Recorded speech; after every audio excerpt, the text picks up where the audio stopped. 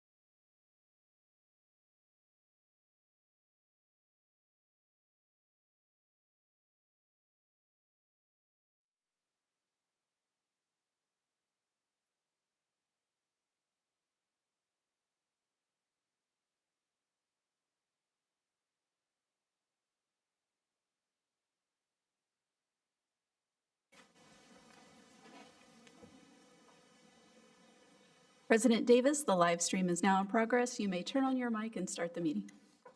Good evening and welcome to the February 19th regular board meeting of the Capistrano Unified School District. The meeting is now in session. The time is 7:02. And Ms. Hayes, if you could please call the roll. Student Board Member Verando. Here. Trustee Castellanos. Here. Trustee Pritchard. Present. Trustee Zollinger. Here. Trustee Adams. Here. Trustee Jones. Here. Trustee Bullicus. Here. Trustee Davis. Here. Thank you. And the Pledge of Allegiance will be led by Darren Jindra. Would you mind joining us? And thank you.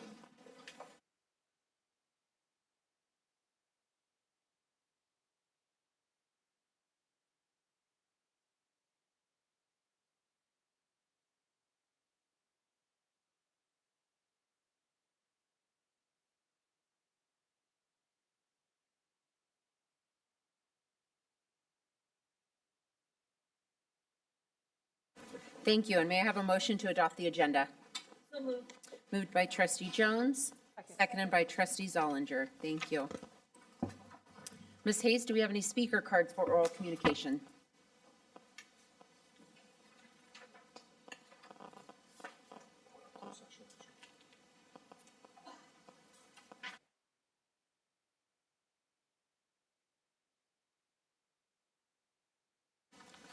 Okay.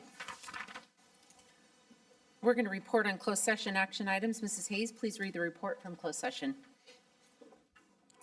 On agenda item 3A, student expulsions, items A1 through A3, trustees voted 7-0 to approve staff recommendations on the following cases: 2025009, case 010, and case 011. On agenda item 3B, student readmissions, trustees voted 7-0 to approve staff recommendations on the following cases: case number 2022021, and case number 2024018. On agenda item 3C, conference with legal counsel, anticipated litigation, trustees gave direction to staff. On agenda item 3D, conference with labor negotiators, trustees gave direction to staff. On agenda item 3E, conference with real property negotiators, no reportable action. On agenda item 3F, liability claim, trustees voted 7-0 to approve staff recommendation on the following case. Rejection of government claim number 2412730. On agenda item 3G, conference with legal counsel, anticipated litigation, G1 through G6, trustees voted 7-0 to approve staff recommendation on the following cases. ADR case number 2024079M, case number 2024118, case number 202500103, case number 202500106, case number 202501113, and case number 202501114. On agenda item 3H, conference with legal counsel, existing litigation, cases H1 through H5, trustees voted 7-0 to approve staff recommendations. Those case numbers are 2024070-414, case number 20240-90372, case number 2024090-558, case number 2024091-084, case number 2024120-317.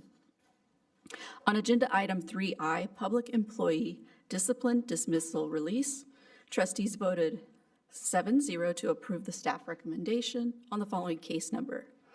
Resolution number 242507C. That concludes my report. Thank you. And I'd like to recognize Dr. Chris Brown, who will present superintendent opening comments, followed by trustees. Good evening, everyone. Welcome to the February 19th board meeting. I want to start our board meeting by just taking a few minutes to celebrate some of our incredible teachers. On Monday, February 3rd, we enjoyed our annual tradition of announcing our Teacher of the Year recipients, and we did surprise visits to their classrooms, often with their families and with trustees, and flowers and balloons. And if you've seen our social media, hopefully you've seen their surprised faces. And it's a great event that we do. It's always great for the teachers to have such a large group of supporters. Their kids get really excited to celebrate them. We get great pictures of the students with the teachers and the Teacher of the Year banner. But I want to announce our elementary school Teacher of the Year for CUSD is Soraya Espinoza Perez.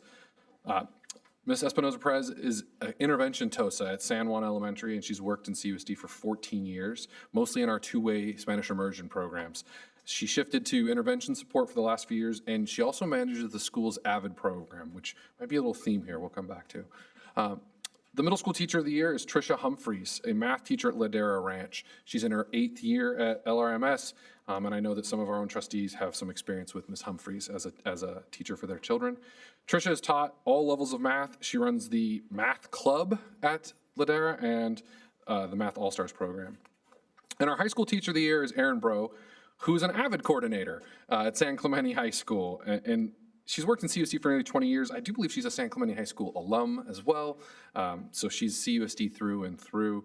And in that time she's spent building AVID, the program's been honored. It serves more than 10% of the San Clemente population. And San Clemente is a national AVID demonstration school, which, having been a part of that and a few other schools, is a very, very rigorous thing to achieve. So congratulations to our 3 outstanding winners and the role AVID has played in some of their work. And we wish them the best of luck as they move on, because the next step for them is to be in the county competition, to be hopefully represented as the Orange County Teacher of the Year, and we wish them the best of luck for that. Yeah, please.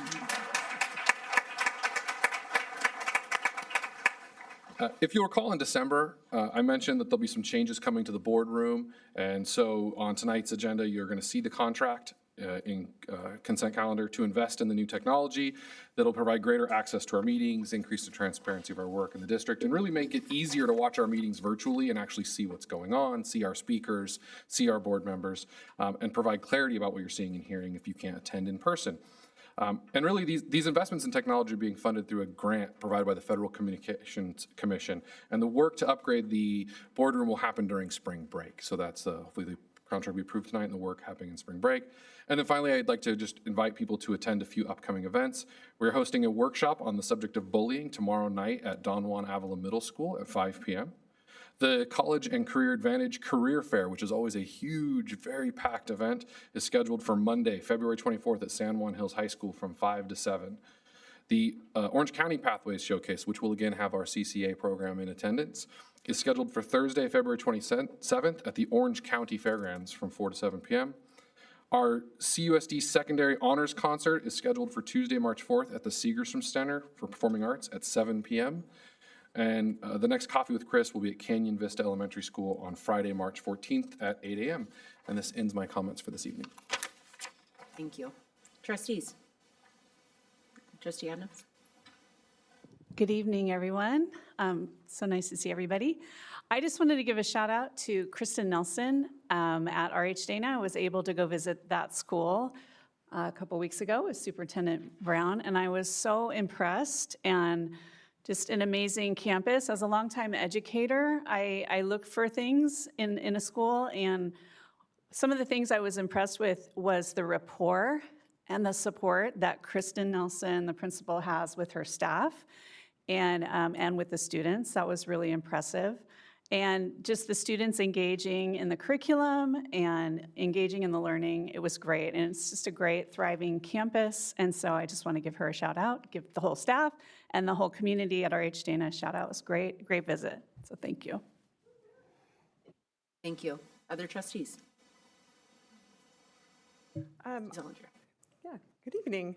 I've been really trying to dive in and get to as many schools and events as I can, but I just wanted to make mention of something that I went to this last month that I was so impressed with, and that was the CAC meeting, which is the Special Education Community Advisory Committee, and I didn't realize this existed, but I know now, and this is another thing that I want to spread this information. If your child has an IEP or is in any part of the SPED program, this is a way for you to communicate with our district directly, which is really powerful. We have Clint Collins there, who's over special ed. He's awesome, and he's there to answer questions, and they present on different topics at the different monthly meetings. And I just know personally, I have children who've had IEPs. I was an educator before I had children, so I was already well-versed in IEPs, but even as a parent who was well-versed, it's still a little bit scary when it's your own child and you have a lot of questions. And to be able to join in with other parents and share experiences and advice, I think it's really, really powerful. Those meetings take place here in the boardroom once a month. I don't have the dates in front of me, but the next one is, I think, next week. But check the website. It's all on the website. CAC is the acronym for that. And I just thought it was an awesome opportunity for people to be informed. There's a lot of acronyms in SPED, as you know, if you have a child with special needs, and it's like learning a new language, really, when you jump into that world. And so to have this support is really phenomenal, and it's here. It's another one of the things our district does really well. So just wanted to talk about that. Thank you. Good evening.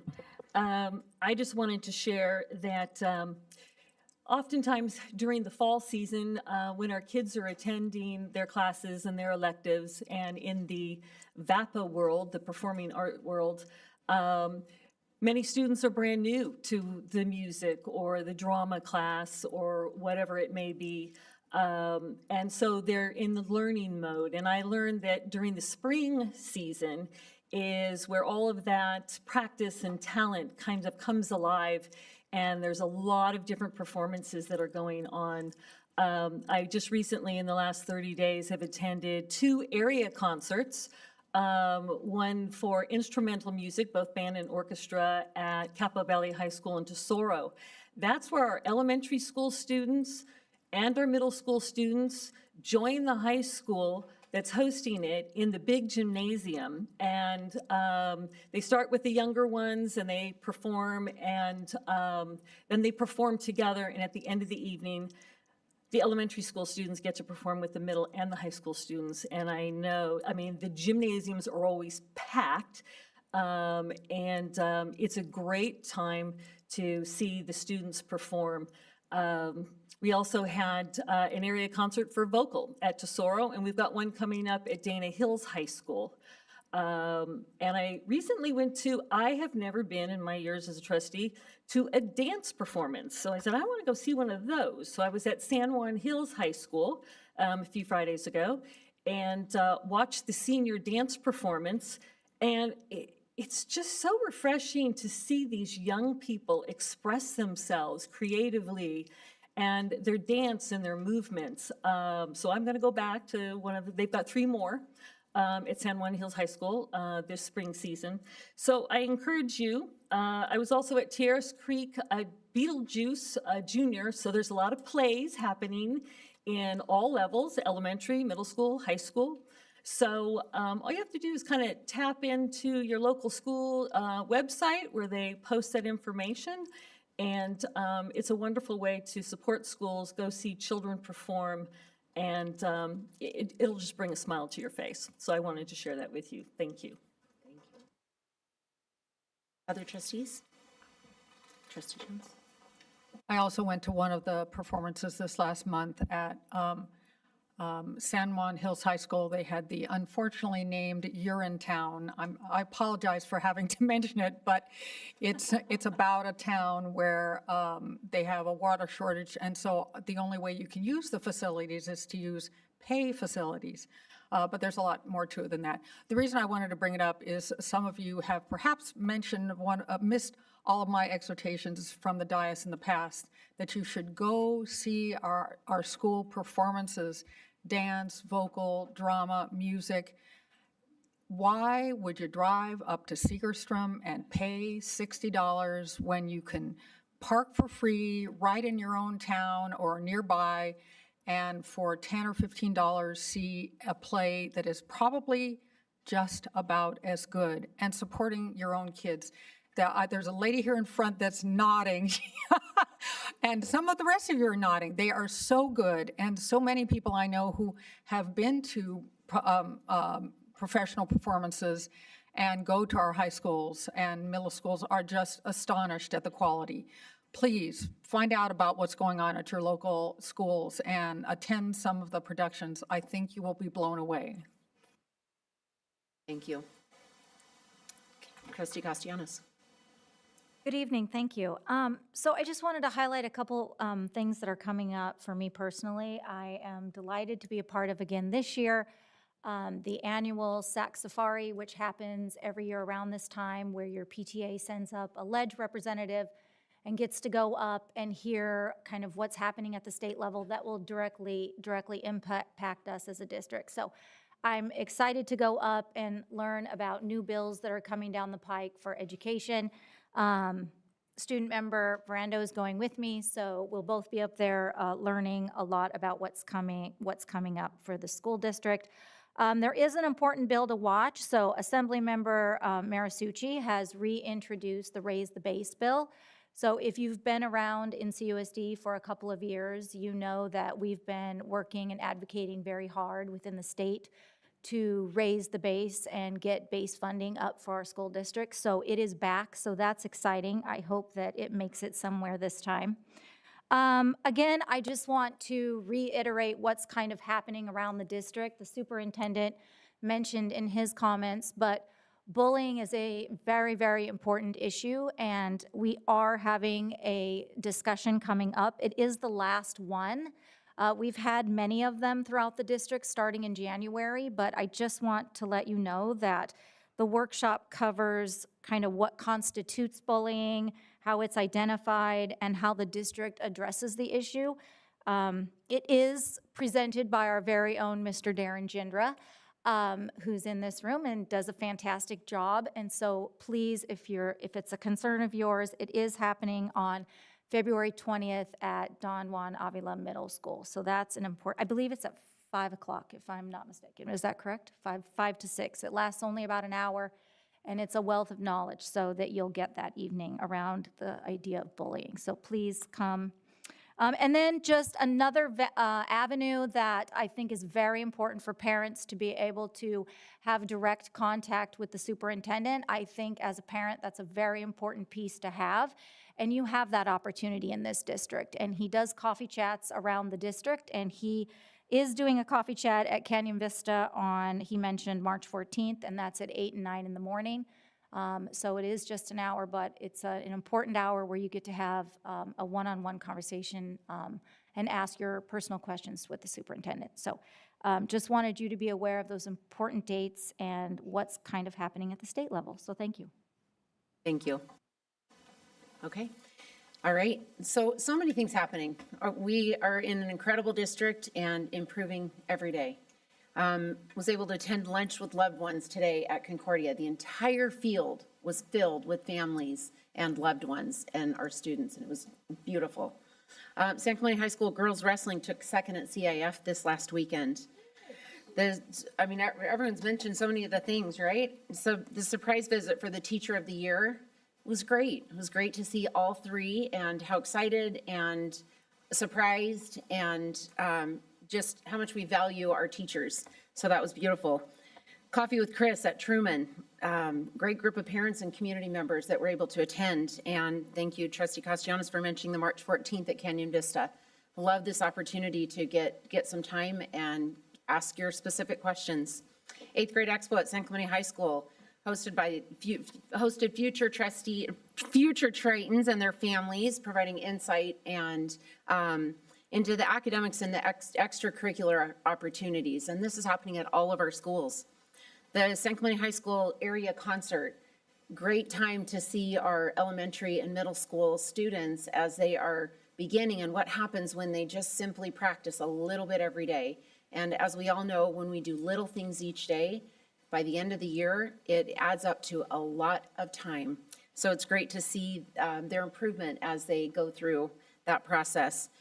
That was able to attend the Futures, Phase 2 at San Clemente High School. That was Career and Community Connections. And it was our partnership with CCA and the San Clemente Chamber of Commerce, offering real-world business and career development experiences as we partnered with Hogue. And it was great. I mean, the room was completely packed. We had almost 80 students in there, and great opportunity to kind of learn and see some of the opportunities that will be available to you as adults after you graduate from high school. And CIF playoffs, boys soccer, boys basketball, both qualified for CIF. Girls basketball, they're in their CIF semifinals tonight.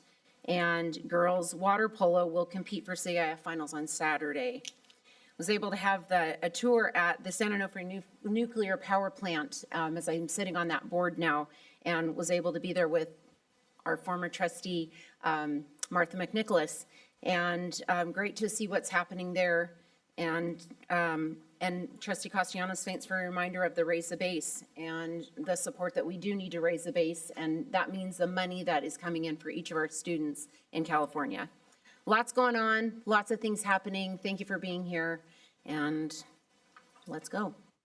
Move that over to our student advisor. Thank you. Thank you. I'd like to start off by expressing our gratitude to all of our incredible counselors. This month, we celebrated National School Counseling Week, recognizing their dedication to supporting our students every day. For our seniors, it's an exciting but busy time as they work on their financial aid applications for college. Futurology has been an incredible resource, hosting workshops at each of our high schools to help students navigate this process. The 2025 career fair is happening on Monday, March 24th from 5 to 7 p.m. at San Juan Hills High School. It's hosted by CUSD in partnership with College and Career Advantage, and it will give students the opportunity to explore career paths, connect with industry professionals, and gain insights into emerging industries, as well as access job and internship opportunities. Also, winter CIF competitions are taking place this month. Good luck to all of our winter sports team in their games. And finally, the middle and high schools have been hosting showcases for our 5th and 8th graders respectively, helping them and their families navigate for this next chapter in their educational journey. Thank you. Thank you. Thank you, Student Board Member Verondo. All right, and we'll move on to oral communications. Total time for oral communication shall be 20 minutes. Mrs. Hayes, do we have any speaker cards for oral communications? We do. We have 20 speaker cards, so I'll set the timer per board policy to 1 minute per speaker. I'm going to call the first 10 speakers and ask that you line up. Denise is speaker number 1, Randall 2, Dawn, Lisa Myers, Hyatham, please forgive me if I mispronounce your name. Hyatham Abdul is speaker number 5, Stephanie, Judy, Carol Lee, Elaine O'Connor, Catherine Hall is number 10. Please go ahead. Hello, thank you very much. Good evening. Thank you for having me. My name is Denise Salaya. I am a parent of a women's varsity wrestler at San Clemente High School. As many of you are aware, our program is in shambles right now, and if you aren't aware, I'm going to make you aware. Our coaches were fired on January 28th. I received a call from my daughter in hysterics, crying. I informed her to immediately come home. She came home. I waited all night for an email. I waited the whole next day for an email, and it wasn't until I took the initiative to call the school to find out what was going on with the program. That is exactly how the last 3.5, 4 weeks have been going. As you were aware tonight with Lisa stating, we won second in state, we're first in district here, and these girls deserve much better than what they are receiving. I would appreciate if everyone here would look into the program and go further, just address. Thank you, Ms. Leah. Our next speaker is Randall Lipton.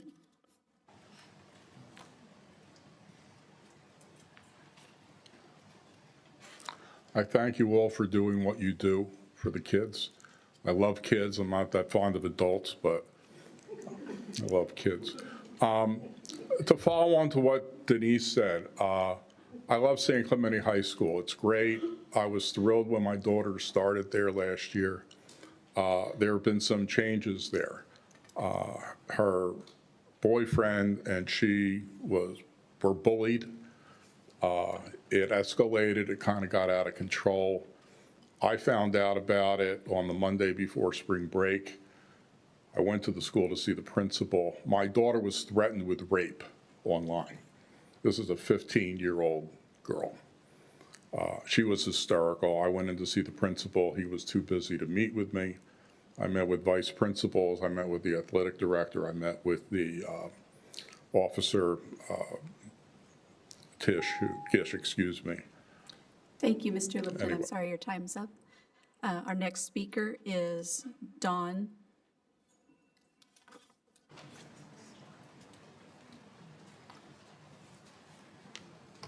Hi, good evening. I had 3 minutes speech to talk about to thank you guys for working with the Jewish community with the ethnic studies program that's coming in the fall of 2025.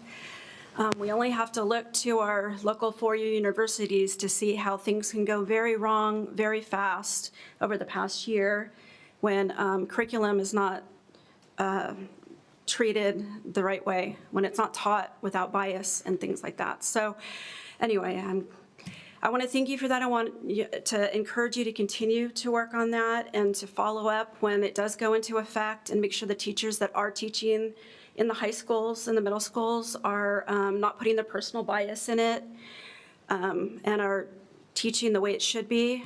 And also, just everybody checking on your Jewish friends tomorrow, because we all learned that the Bibas family, the mother and the 2 babies, are coming back in body bags tonight. To Israel, your Jewish friends are not okay. Thank you. Our next speaker is Lisa Myers.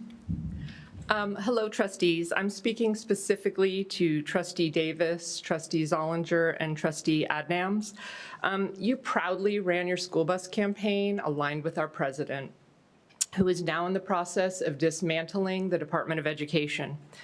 For everybody to be aware, the IDEA Act was passed by Congress in 1975 to ensure that students with disabilities would have access to the best free and appropriate education that they were able to. And this, of course, is funded in part by the DOE. The federal portion pays up to 40% of students with disabilities education.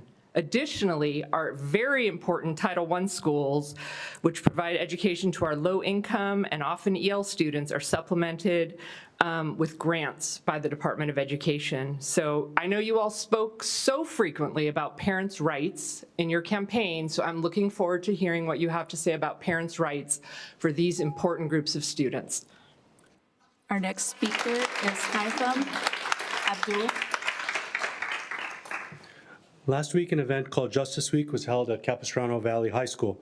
Speakers had meaningful discussions with students about bias and intolerance. One of the speakers, Tommy Airy, brought up parts of America's history and moved on to discuss Palestinian issues.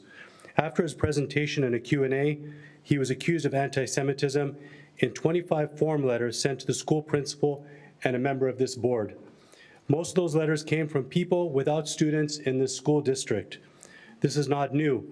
Nobody ever accused those who stood fast against apartheid South Africa of being anti-white. Yet the moment we defend the helpless and desperate Palestinian people and try to point out the crimes committed against them, the conversation is shut down with cries of anti-Semitism. Just as Black Lives Matter is a bold cry for justice, so is highlighting the plight of the Palestinian people. Social justice is for everyone, absolutely everyone, regardless of gender orientation, race, religion, or country of orientation. When we call out Black Lives Matter, everyone knows or should know it is not to say only Black Lives Matter. God bless the Palestinian people. Our next speaker is Stephanie. Thank you for allowing me to speak today. I'm here to give you some resources for your schools and principals in regard to fighting hate and anti-Semitism. The first would be the Orange County Holocaust Museum. Maybe you don't know if we have it or not, but there is also funding for students to be bused over there. So if you call and you have the flyer, you'll find out more information about that. The next one is called Student to Student. It's where students can come, Jewish students come and speak to other students, and they learn about what Judaism is and what it's like to be Jewish and whatnot. So that brings it to a personal level. We all know that education is the key to fighting bias and hate. And this is done by the Federation. The next one is Survivors. It's a play that can be done. It's free to the schools as well. The next one is Hope in the Holy Land. That is a documentary. And the most important, I want you to get to your special needs teachers, is Friendship Circle. This is a free program. Thank you. Our next speaker is Judy Yehuda.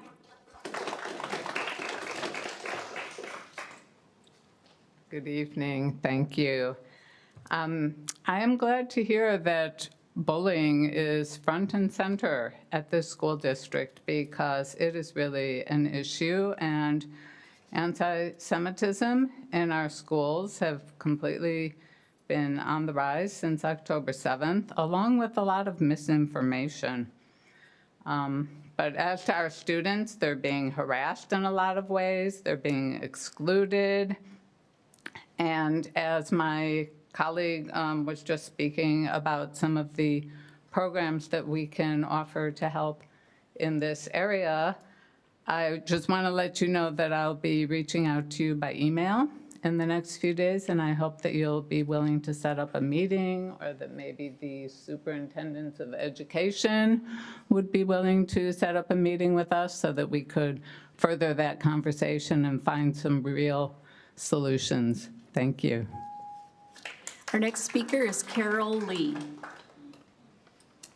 Hi, I'm Carol Lee. I'm here as a docent at the Holocaust Education Center of Orange County. I'm going to skip, because of the other comments that have been made, I'm going to skip my whole speech down to that our Orange County Holocaust Education Center exists to help you educate students against any kind of hate. And we have a remarkable exhibit of one survivor's artwork where he brought artifacts back. And we have students also meet with Holocaust survivors. So it's very personal, and I think it really teaches children about the importance of tolerance, and they get to meet people firsthand. And the artwork was done by someone who was in the camps when he was 17 or 18. So I think it's very relatable for young students. Thank you. Our next speaker is Elaine O'Connor. Good evening. My name's Elaine O'Connor. She said that already. And I came to share a resource. They've talked about hate, and I come with a resource about that. But this is specifically about hate and as it is reflected in anti-Semitism. And there is a resource from the Israeli American Council. And what it is this educational program where they have a speaker come and give a staff development presentation which addresses that issue as well as related topics. So an IAC specialists have given this presentation in Los Angeles County, Orange County, including Fullerton School District. And were glad to come to CUSD and present it. It's no cost. So I encourage you to contact the Israeli American Council and discuss this program or learn about any of the other ones. Thank you for this opportunity. Our next speaker is Catherine Hall. Hi. Thank you for the time to speak, and I was grateful to hear all the positive talks about the arts program. And I came here to share a personal story. My grandchild was in Del Obispo Elementary, and by third grade, he was a handful. He was a handful for the students, for the staff, for the teacher, who were looking at IEPs. I mean, it was challenging, which is not something a grandparent wants to have to say. In fourth grade, same school, someone gave him a violin. And he learned to read music and started, he's not a virtuoso, but he started learning the violin. He participated in the school concerts, whatever. Fourth grade, he decided he wanted to try the trumpet. By the middle of the year, he was in the all-district band. He's now in sixth grade at Marco Forster. He's a model student, constantly getting positive reports from teachers and staff saying he's an asset to their classes, and I just want you to support the arts. Thank you. I'm going to call the next 10 speakers. I would ask you to line up. Sandra Anderson, Oleg, Shan, Mary, Ann, Jamie, Pam, Raymond, Karen, and Sarah. Sandra, go ahead. Hello, I'm the parent of a sophomore who attends CVHS and has attended schools within CVHS their entire career. As my child progressed, I was always amazed at the quality of education my child was receiving. Our experiences with teachers, administrators, and other staff have exceeded our expectations. Parents' willingness to volunteer has also stood out along the way. Now that my child is in high school, it's incredible how much the school has to offer. For example, a 4-year engineering program, an automotive program, an international baccalaureate program, numerous clubs on topics from coding to gardening to random acts of kindness. There are also amazing programs through the district that I don't have time to mention. Those have been invaluable to me and my family.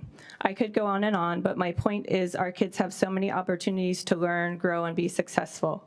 We have talented and dedicated teachers and staff that give it their all for our kids. We're in a very successful district with a higher rate of graduation than the state and county average. I know in the last 2 meetings. Thank you. Our next speaker is Oleg.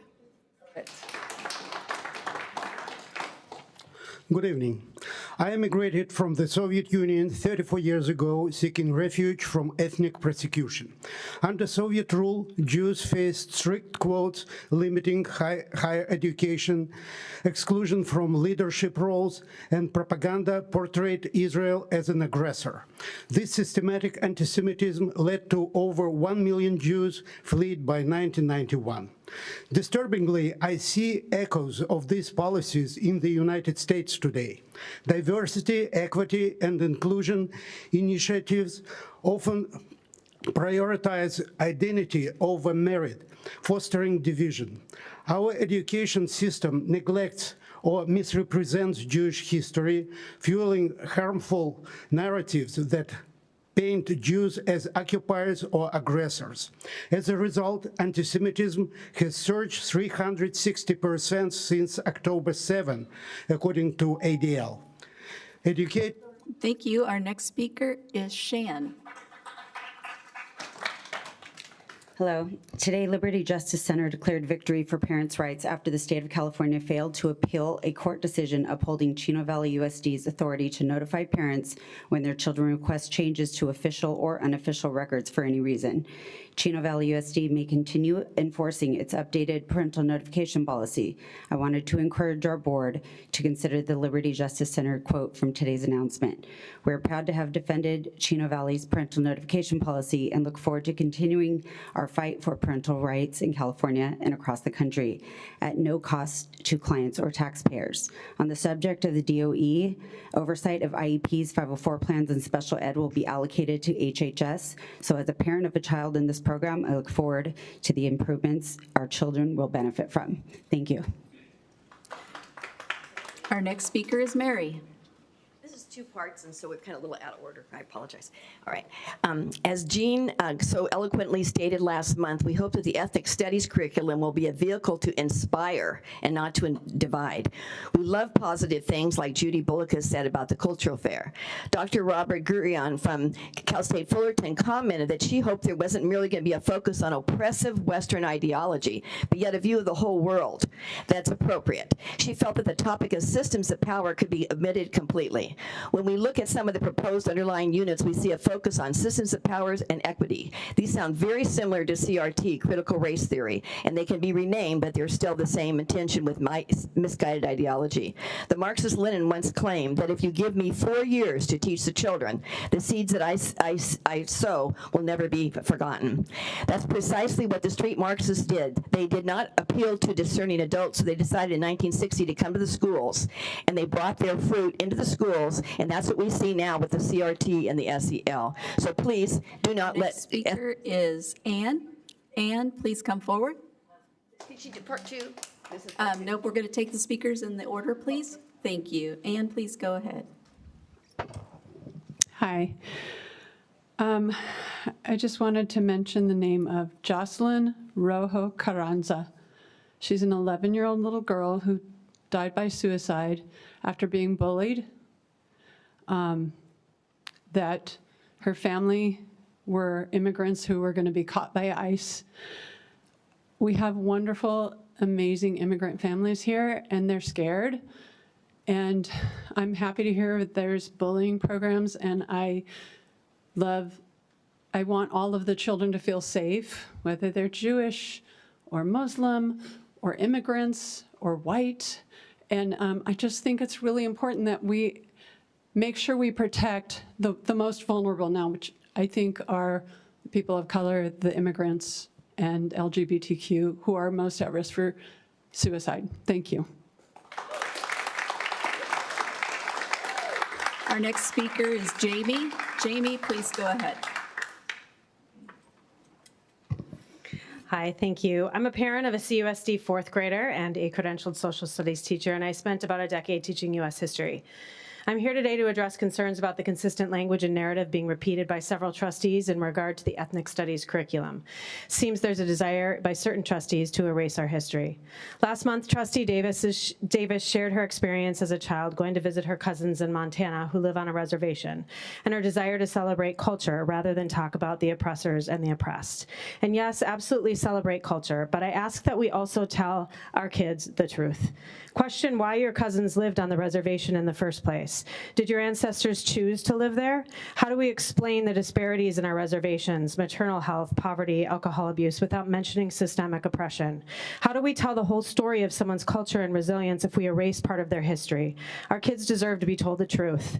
I look forward to hearing your perspectives next Wednesday in the Ethnic Studies workshop. And a quote from, thank you. Our next speaker is Pam. Pam, please come forward. This is concerning ethnic studies. Please remember the brilliant words of Frederick Douglass. It's easier to build strong children than to repair broken men. The depression and the mental illness we see in youth today are a direct result of the adherent sex education, CRT and SEL. Help us build strong children. Do not allow ethnic studies to become just another version of CRT. Many of us are interested in getting access to the webinar on February 24th and would appreciate if somebody would give us that specific information. Many of us want to be involved in looking over the curriculum. Please advertise widely so that the public can be involved. Thank you. Our next speaker is Raymond Jackson. Raymond, please come forward. Hello. My son came to San Juan Hills High School as a 9th grader. Truancies, behavioral issues, conflicts, suspensions, and a failed Orange County Sheriff Pride intervention left him ultimately incarcerated. He came from incarceration directly to ANHS's TBIC program at the beginning of the 10th grade. Now, almost 2 years later, my son has been on the honor roll throughout. He's enjoying 5 periods outside of his TBIC classroom. My son is co-chair of his Bible study club. He is considering college. My family's living proof that special ed works. TBIC works. Please continue to support Jen Blossom and all the TBIC programs, and I want to thank you for giving my son a future.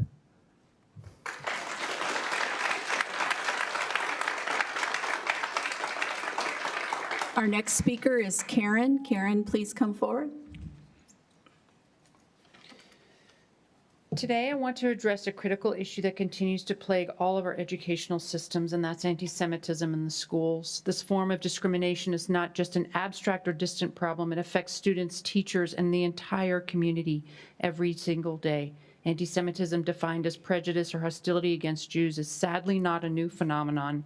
For centuries, and despite the progress we've made in human rights and equality, it continues to show up in schools. It appears as bullying, exclusion, or even derogatory remarks. Jewish kids here in Orange County have had insults hurled and pennies thrown at them. We cannot afford to stand by. As educators, parents, and community members, we must work together to address this issue head on. Teachers play a pivotal role in shaping the attitudes and values of their students. They can act as powerful allies. Help us to ensure our schools are places where kindness, understanding, and mutual respect are the cornerstones of our education. Thank you.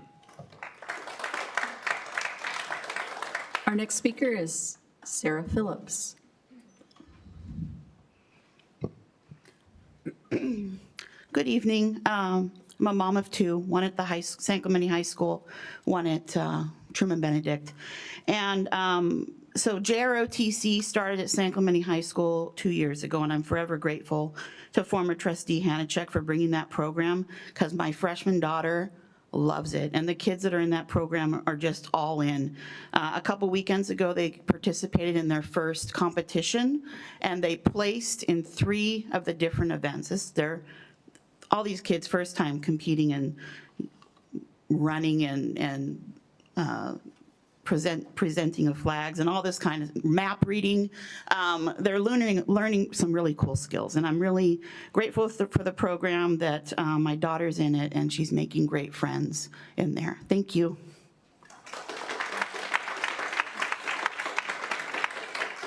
This concludes our speakers for oral communications.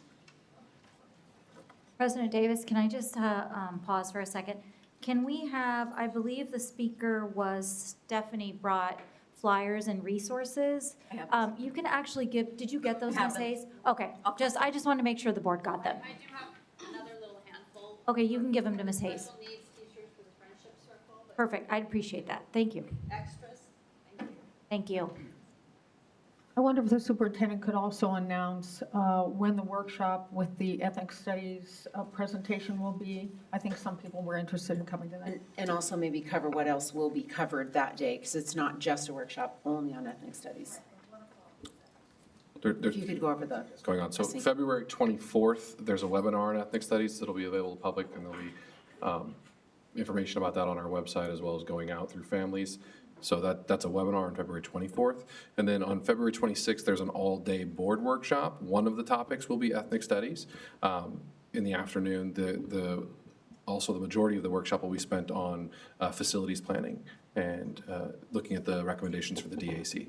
And that's on February 26th. That's a board workshop, so public is welcome, but there's no public comment. It's not an open session like that. It's a public board workshop. Thank you. And anyone is welcome to attend, and for sure you can watch the webinar on the 24th and then attend the meeting on the 26th if you'd like to. Thank you. The all-day workshop on the 26th is, go ahead. Yeah, the workshop on the 26th is 8:30 a.m. till 4:30 p.m. Like I said, ethnic studies is one topic, so it'll be agendized, but depending on how the board works through things, I can't give you an exact time at which ethnic studies will be the discussion. And then the webinar, I don't know what time it is. We will have that put out by staff, but I don't know if Dr. Merwin, you know. Yeah, we're confirming, but it's early evening around 5:30, so we will confirm that, and that'll be in the advertisement. Thank you. There will be also multiple other webinars and public engagement opportunities after that. Thank you. All right, and we'll move on to public hearing. Public hearing resolution number 2425-20 of the Board of Trustees of the Capistrano Unified School District approving final acceptance of real property and site acquisition for the proposed Randa K-8 school project and delegating authority related thereto. At this time, I'd like to open the public hearing regarding this resolution and approving the final acceptance of real property and site acquisition for the proposed Randa K-8 school project and delegating authority related thereto. The time is now 7:52. Ms. Hayes, do we have any speakers for public hearing? We have one speaker. I'd like to call Mike Balsamo to the podium. Thank you.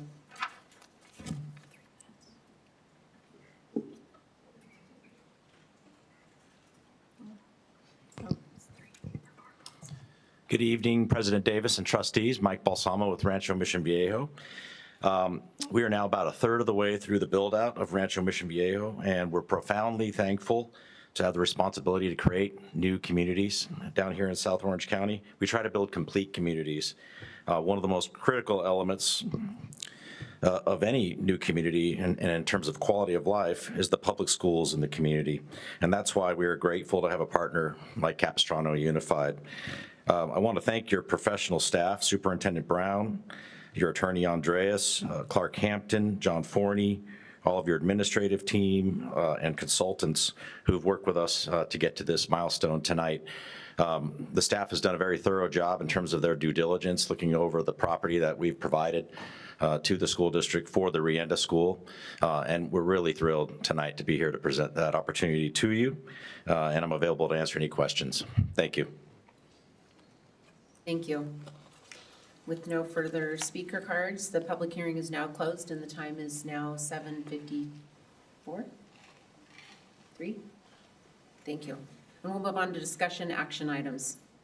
To 13A, amendment to purchase and sale agreement and joint escrow instructions for Rancho Mission Viejo, the development LLC. I have a motion to approve the amendment to the purchase and sale agreement and joint escrow instructions with Rancho Mission Viejo, PA3 Development LLC. So moved. Second. Moved by trustee Adams, seconded by trustee Zollinger, and we'd like to recognize Clark Hampton, Deputy Superintendent, Business Support Services, to present the item. Ms. Hayes, do we have any speaker cards for this item? There are none. Thank you, President Davis, trustees. So this item is related to the public hearing on the purchase of the Randa School site, and this is some fine-tuning adjustments prior to the next item, which approves the acquisition. So I'm going to call in Andreas Chaltis, District Legal Counsel, to provide background on this item. Hi, good evening. President Davis, members of the board, Dr. Brown, Cabinet, pleasure to be with you.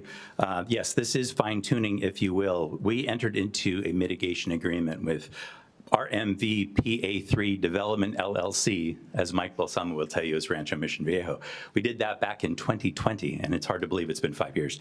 In 2023, we took an exhibit to that mitigation agreement known as the option agreement, essentially a purchase and sale agreement, and we executed that. Moving forward from 2023, we did tons and tons of due diligence.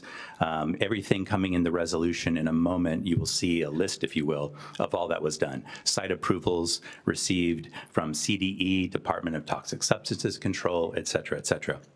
We are bringing to you this amendment to clean up a couple items. Number one, in the due diligence items that we reviewed, that's the title report and exceptions to title, there were a couple of things there that we just wanted to make sure RMV had accomplished, already finalized that is, or would, and they have been good enough to tell us, yes, they did everything they needed to do, and we said, could we get you to put in writing that you did everything you said you're going to do, and if there's anything that comes up, you'll still do it? And they said, absolutely. They've been an awesome partner, and this is just giving us a little extra comfort level regarding the property we're looking to acquire. The other thing was, I think, of a little bit more significant note, still par for the course, not a rarity by any stretch. When you acquire property as a school district, as you all know, there's a long lead time, long escrow period where you do all your due diligence and get ready for it. There's also state funding, typically, that comes in under those scenarios, and that applies here. When we look forward to buying property, plan for that state funding, and essentially 50% of the funds for the property that you're about to acquire, should you proceed, will come from the state at some point, eventually. So the purchase and sale agreement has a purchase price that assumes that the developer or whoever we're buying from will do what we call super pad mass grading construction, super pad grading. The super pad condition means that rather than just mass grading, they'll specify it, compact the soil, and stub utilities right to the property line. So it's really good to go. You're able to take it and build on it. So we want that in our purchase and sale agreements as the purchase price reflecting that work, because the state, again, will give you 50% of all of that. So our price here of $65.4 million, 50% of which will come from the state eventually, assumes that level of grading. However, because of that long lead time of long escrows, sometimes we don't have it lined up perfectly, and the grading is not complete by the time we want to acquire the property. The law provides for that, and it says as long as this seller, here RMV, is able to, as a post-closing obligation, do the work, you can still have that done. So after the close of escrow, the work will be completed. We have proposed in this amendment a 90-day clock to get that work completed. It's all on RMV's dime, so they'll be paying for all of that. And they've actually also paid for 100% of the work to be done's value performance bond. So you have an extra insurance policy to be sure it's done. And frankly, if anything didn't get done, you could do it and bill RMV. But we're very confident it'll get done. It's a $2.581+ million amount of work to do in 90 days, and it should be just fine. And if it's not, we have more than enough coverage by way of this amendment. That's why we've asked to include that in the amendment. Any questions? I know that's a lot. Trustees, discussion, comments, questions? Okay, all those in favor, say aye. Aye. Any opposed? Okay, and it's 7-0. Passes 7-0, thank you. With a preferential aye from Student Board Member Rondo. Thank you. We'll move on to 13B. Resolution number 2425-20 of the Board of Trustees, Capistrano Unified School District, approving final acceptance of real property and site acquisition for the proposed Randa K-8 school project and delegating authority related thereto. May I have a motion to adopt Resolution 2425-20, Board of Trustees of the Capistrano Unified School District approving final acceptance of real property and site acquisition for the proposed Randa K-8 school project and delegating authority thereto. So moved. Okay. Moved by Trustee Jones, seconded by Trustee Bolgus. And now we'll recognize Clark Hampton, Deputy Superintendent, Business and Support Services, to present the item. Thank you, President Davis. So the first time now that the purchase and sale agreement has been amended, the prior item, this item is to actually authorize the acquisition of the property. And Andreas is here to give you some more background on it. Thank Thank you. Yes, thank you. Hi again. I'll give you some background on this real quick and then tell you of a few quick little tweaks that we need to make, which were my fault, and I'll explain that. This is a resolution that we do, again, par for the course. When a school district buys a piece of property, prior to making it final, you pass a resolution indicating all the items that you've done essentially during due diligence. So this fairly short resolution, but kind of onerous if you read through it, shows all of the work that has been completed by Clark Hampton and John Forney's and their team over the course of the last couple of years while we're in escrow. It talks again about the state agency approvals that were received, what all the district looked at in terms of this site, and recognizes that everything has been done. So this resolution, frankly, is the final step after that hearing that we just had a couple moments ago in completing this package. With this approved, we can then close escrow with no further action from the board, and that closing could occur as late as later this month or early March. So we will be set to go. That said, if you can indulge me, there are 3 small tweaks to the resolution that's before you tonight. So assuming there's going to be a vote, and if that vote were to carry, we would want to make sure that the recommendation to approve this resolution also clarifies 3 things. Number 1, in recital 2, you'll see where it says 14.692 acres. That is now 15.017 acres. So it's gone up. You're receiving a little more property. And that came from a tract map that was recorded by RMV. They're not looking for any more money or anything like that. They're just going to give you a little bit more land. So that number has to be changed there. Recital 4. 2 more down from that, recital 4. We have in there a date of August 19th, 2020, referring to the option agreement. That's the purchase and sale agreement. That is actually April 14th, 2023.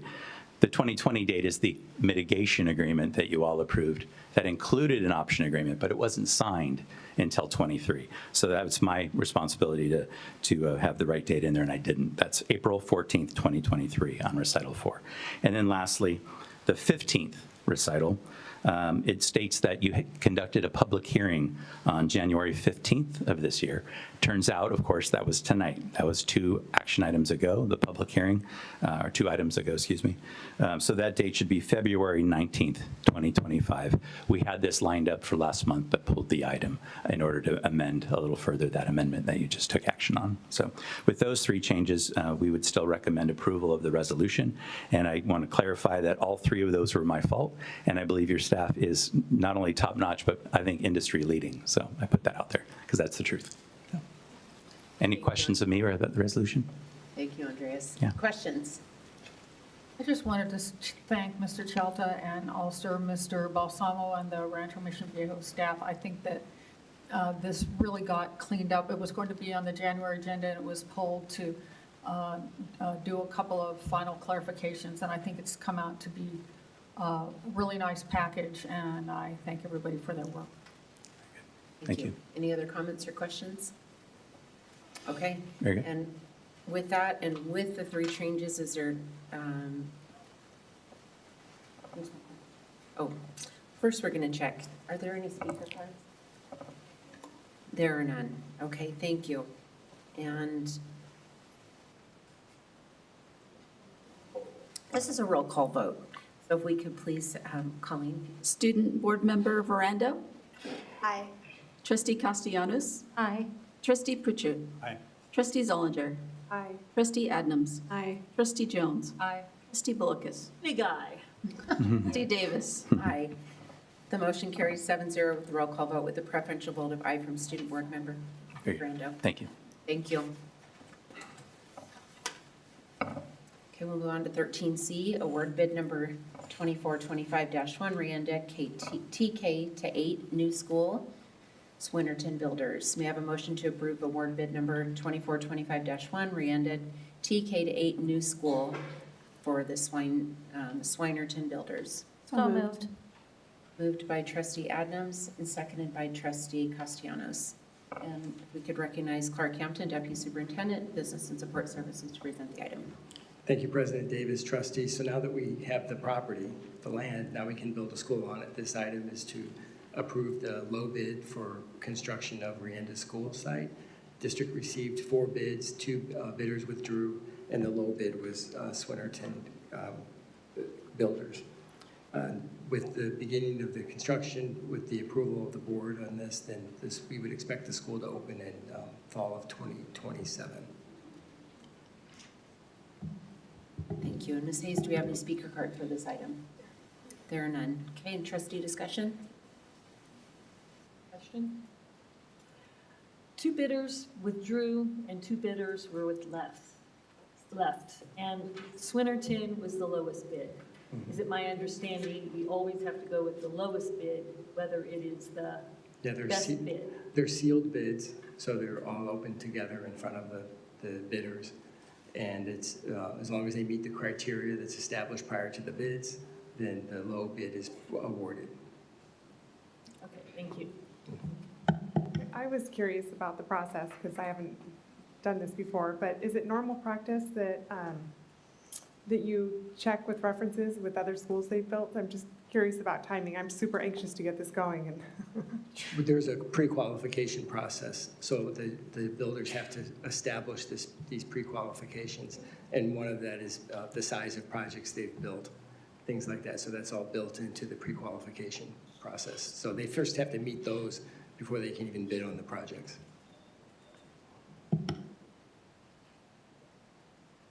Any other comments, questions? I did notice that Swinnerton's 100% employee-owned and members of the Carpenters Union. Okay, and all in favor? And this is all in favor? Aye. Aye. Any opposed? Okay. Passes with a, motion carries with a vote of a 7-0 with a preferential vote of aye from Student Board Member Brando. Moving on to 13D, English Learner Annual Program Evaluation. This is an information item only and no board action is necessary. I'd like to recognize Greg Merwin, Associate Superintendent, Student and Support Services, who will present the item.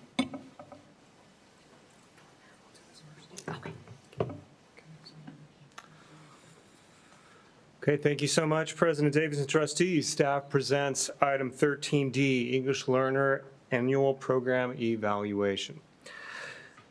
The annual program evaluation is a follow-up to the December 18th board presentation where we shared our district dashboard and an overview of our state indicator results in multiple areas. Those areas included mathematics, English language arts, college and career preparedness, graduation rate, chronic absenteeism, suspension rates, and English learner progress towards English proficiency. So tonight, we are going to be doing a deeper dive and a focus on the dashboard results of our English learners, with a focus on their data regarding progress towards English language proficiency skills. We're also going to talk about the assessment tools used to determine the progress. We're going to share an analysis of our results by grade level. And we're also going to talk about the next steps to support our students, including training and resources. So our Director of Language Acquisition, Dr. Rowena Mack, will lead the presentation for you this evening. We look forward to your feedback and your questions. Dr. Mack, please proceed. Yeah, that's not there. Just use the Good evening, Dr. Brown, esteemed trustees, and thank you for the opportunity to present on the progress of our English learners and the work that we're doing to support our vision for English learners as CUSD graduates. To better interact with the presentation tonight, we do present a glossary of reference and terminologies. This list is presented in the back of the room, so if anyone would like to be able to interact with that document is presented in English as well as in Spanish, Farsi, and Chinese.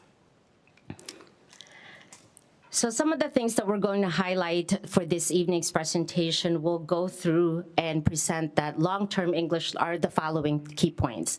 That long-term English learners, or LTELs, have been added as a new student group in the California dashboard. That we are proud that we have created and developed more reclassification pathways that have contributed to an increase in our reclassification rate. That current English learners declined on their English language development as evidence or as stated on the LPAC or the LP across most sites, grade levels, and language domains.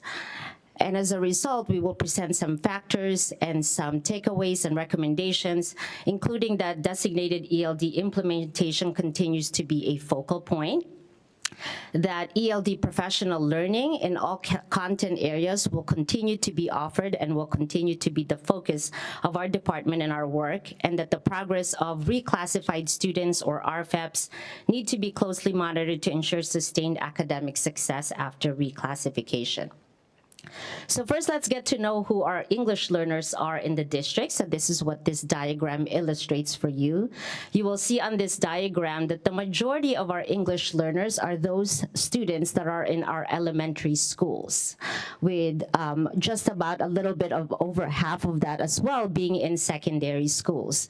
The number or the percentage of students, depending on their number of years, have remained relatively unchanged in comparison to when I was here last year presenting this data. We do have a little bit of an uptick of newcomers in the secondary level. So we have newcomers or students who have been here for 0 to 2 years in secondary schools. This diagram here illustrates the birth countries where our English learners are coming from. We will see that by and large, the majority of our English learners were born here in the United States, and in fact started and continued their schooling here in CUSD. Again, the number of students and the birth countries where they're coming from have remained relatively unchanged from last year. And then to the right are the top 10 home languages that our families that speak a language other than English are reporting to us. Our bilingual community liaisons, of which we have one at just about every one of our sites, do provide support for our families to interact and engage with their students' education by supporting them in their language. And we provide this in Spanish, Farsi, and most recently, Russian. But we also have resources to provide this language support in just about any language that a parent may require or request. To best understand the learning outcomes and trajectory of English learners, it's important to understand that not all English learners are created equal. That means when I say EL or English learners, that generalizes all students that are still developing their English language proficiency. That includes students who may be newcomers, but it also includes students who may be close to being reclassified. And I'll talk a little bit about what that means, reclassification. Until ELs reach reclassification status, their academic performance levels, meaning their ability to access content area in English and all of their subject areas, will very much depend on their English language development. Within the group of ELs, we also have what we have referred to as at-risk ELs or at-risk long-term English learners. This would be your students that continue to be classified as English learners for 4 or 5 years, but they have not made any progress in their English language development. Once that time crosses over to 6 or more years, we are now talking about long-term English learners. I bring this up because it's very important for us to understand the nuances of this when we start to break down the progress of students. Simply put, a student who has only been here for less than 1 year is going to have a very different progress than a student who has been here for more than 6 years. However, when all of this is reported on the dashboard, all of the students are all generalized and categorized as English learners. And of course, RFEPs or reclassified students are those who are at the highest level of their English language proficiency. These are your students who have met all the criteria that is established by the state of California in terms of reclassifying or reaching both the language and academic level of proficiency. Zooming in a little bit on the number of at-risk LTELs and LTELs by grade level, you are presented here with 3 years worth of data on the rate of at-risk and LTELs at our sites. You'll see here that with the exception of 4th and 5th grade, just about every single grade level sees an increase of at-risk and LTELs within that grade level. Again, I bring that up because that has implications on the progress that they are making on the LPAC and how that's presented on the progress indicator on the dashboard, which I'll go to a little bit more in depth in a moment. So the English Language Progress Indicator, or the LP, is the indicator on the California dashboard that represents the progress made by students on the LPAC, or their English language proficiency.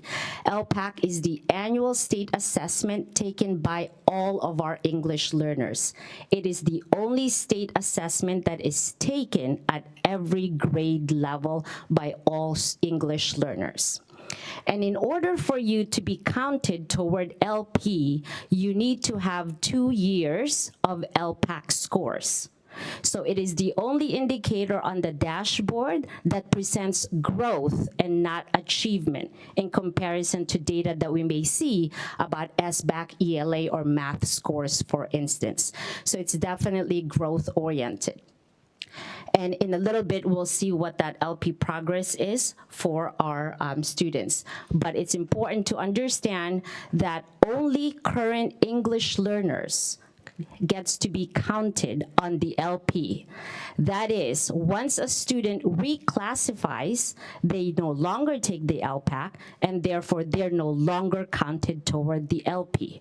So we need to balance our understanding of LP progress along with reclassification rate. A little bit more about that in a moment. Let me interrupt you for just a moment. I just want to be very clear when we use language. We're calling this the English Language Progress report, but this is very much the district's progress report in terms of how we are doing supporting our English language learners, right? So I don't want it to be seeming like this is how they're doing. This is really more about how we're doing in support of them, right? And then what we need to do to change to make sure we do better in support of them moving forward. So I know, as it goes out public, I want there to be at least some context with it, that it's not about the kids, it's about our work with the kids.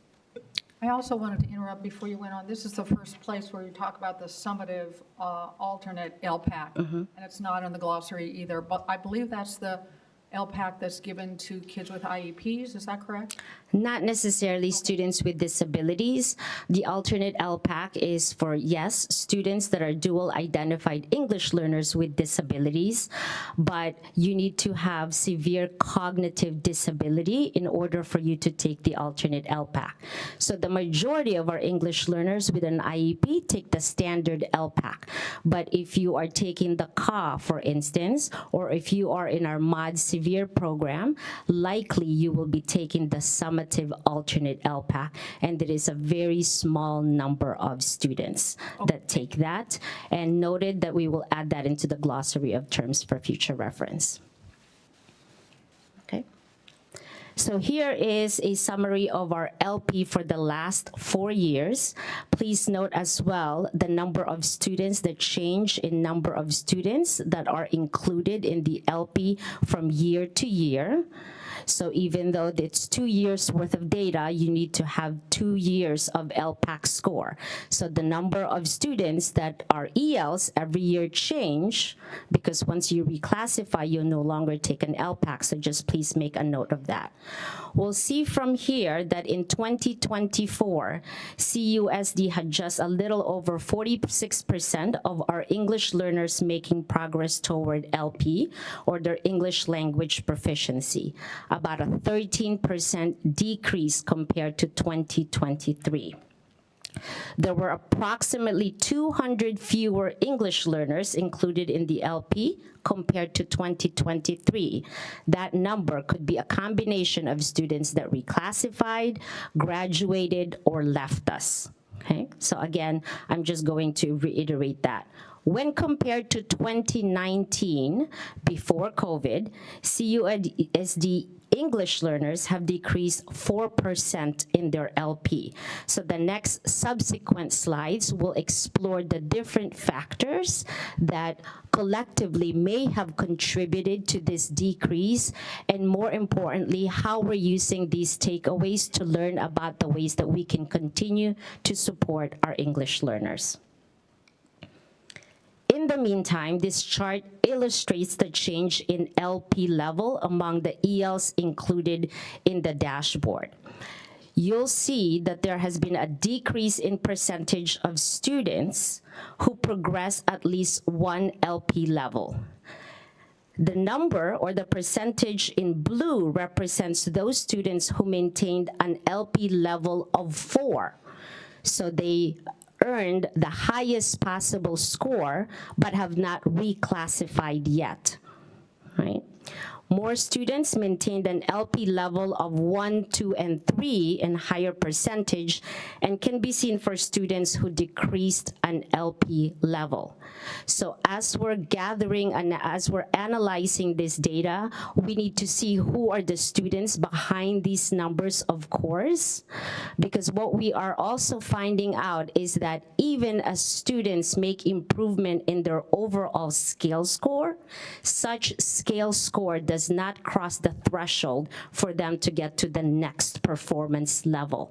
So I'll get into that when I talk about the different domains in the LPAC. And let's just take a quick pause. This is a dense slide deck, so let's just stop for a second. Go, are there any questions at this point of the stuff you've seen so far, so you don't have to try and remember them to the end? Trustee Bolkus, go ahead. Okay, so I'm making questions on slides. Can we go back to slide 7, please?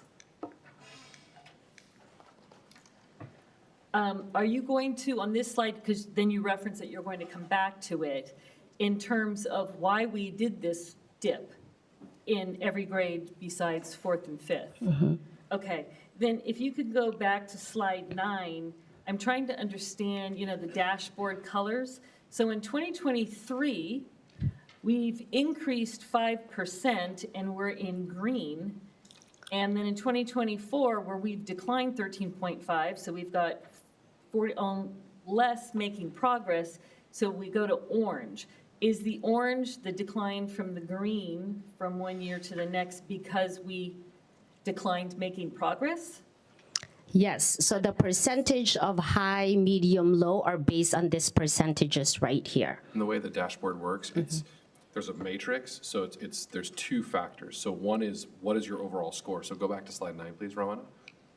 So the overall score went from 59.6 making progress to 46.1. So the overall score kind of puts you in a band of possible colors, and then the next indicator is, did you move up or down and by how much? That then determines would you have been yellow or orange. So you could have gone down a little and stayed high and stayed green.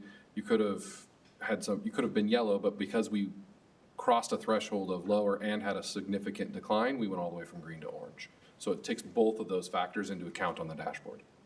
And so would I get out of this that the percentage ranked more points than the number of students, which did decline, as to taking it from the green down to the orange? Because the number of students in 2024 was 2582 versus 2817 in 2023.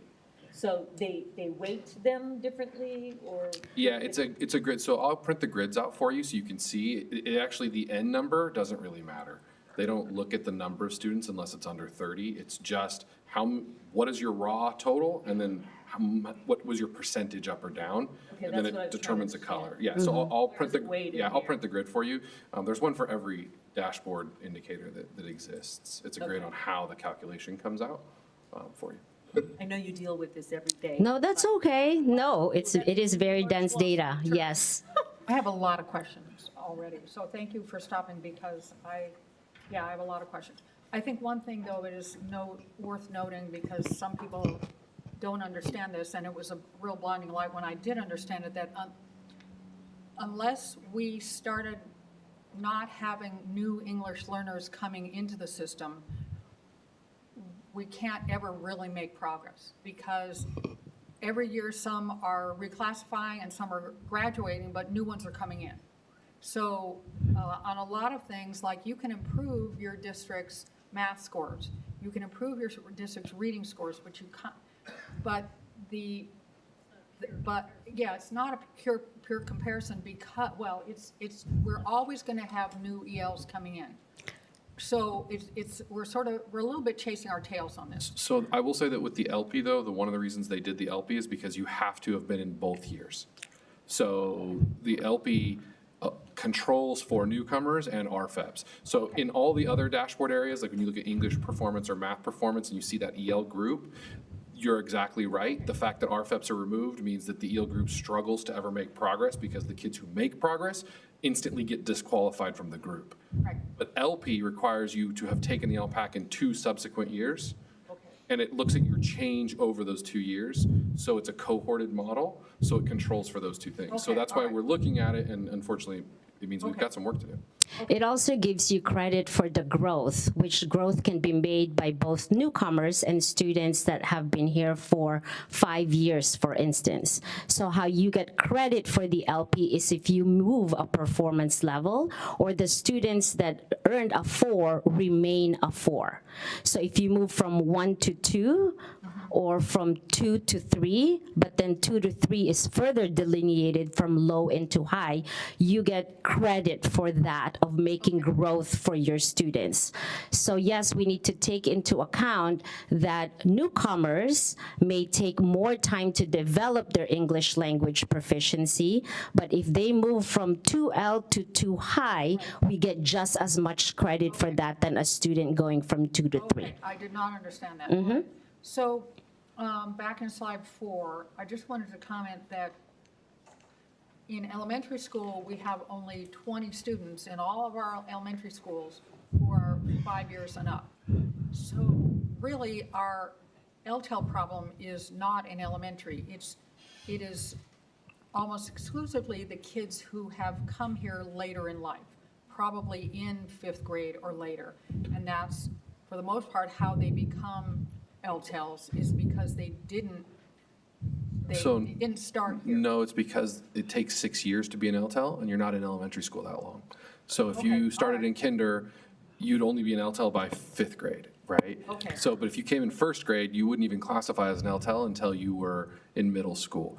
So Okay, you, all right. yeah, so All right. that's why they pull out LTEL, because LTEL means they've been, not necessarily in Capo, but they've been in Right. our statewide public schools Oh, okay. for 6 or more years, all the while being classified as EL, right? So that piece of data is a little misleading because you're just not in elementary school generally long enough. Now, with the new universal TKs, we might actually see more LTELs there in 5th because they'll just be designated in 5th grade instead of a 6th grade. But I Well, think hopefully it we'll make is- an improvement. We won't see it nearly as many. It is good that we only have, in elementary school, we only have 20 kids in all of our elementary schools who are 5 years or more. Now, all the other elementary school students have reclassified, other than these 20. No, Or no. they came, or they came in 1st grade. That's, yes, or they came later. That's simply defining the number of years they've been in a U.S. school. So then in slide 7, and I think trustee Bullock was asking about this, why are we seeing that 4th and 5th grade are exceptions? And is that partly because we now have some different reclassification metrics and we are getting more of the kind of kids on the cusp through? Is that the reason for that? I think the work that we've been doing with elementary schools have helped them realize their critical responsibility of reclassifying students by 4th and 5th grade, right? And so that there's where you might be seeing a decrease in number, but then of course that work needs to continue now that they're in middle school. We need to then reclassify them by 8th grade so then they can access more courses when they get into high school. So each grade level really has its own distinct responsibility in the process. Except that it also becomes much harder in middle school and high school because the tests are so much harder. There are definitely more challenges as you progress with more years and continue to be an English learner. Then, let's see, on page 8, we say calculating current year status. And then we never talk about current year status again. So I think that you used a different term later on in the slide deck, I'm not sure. So how we calculate the current year status? Right, but then what does current year status become here in the charts? current year status becoming the chart is the LP over here. The current year status of getting us to 46.1% is rendered by calculating this over here. So the LP is the current year status? Yes. Okay, all right. Okay, I think that might be, well, I guess I do then. We're on slide 10. That's as far as Dr. Brown let you go. So then again on slide 10, do we think that one of the reasons we are doing less well here in 2024 is again that we have more reclassification pathways, and so again, those kids on the cusp are getting out.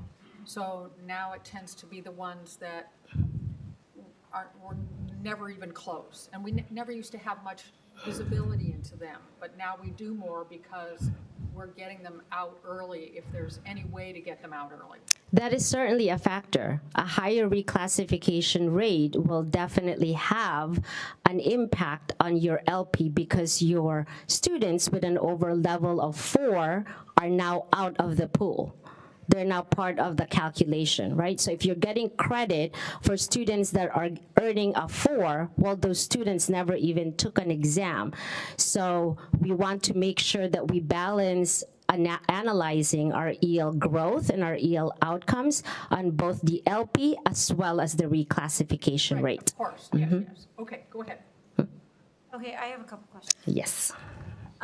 When we look at, you talked about the summative LPAC, correct? And that's mostly given to mild mod students. It could include mild mod students. Do you mean the summative alternate LPAC? Yes. Mod severe. Mod severe. So who advocates for a student who's struggling to pass the LPAC and knows that there's an alternative test available? Is it the IEP team comes to that conclusion? Because what if a student has, you're going to see that the student is struggling to pass the LPAC. It's very similar to like SBAC, right? So these are going to be the same students who are qualifying for the California Alternative Assessment as opposed to taking SBAC. So it's that same sort of group of students. So it's not necessarily a situation where you have a kid who's struggling to take the LPAC and has an IEP and you can go ahead and put them on the alternate LPAC pathway. Did you used to be able to do that, though? Not that I'm aware. No. You may be referring to once we had something called option B, which is the alternate reclassification pathway. Okay, for the IEP students.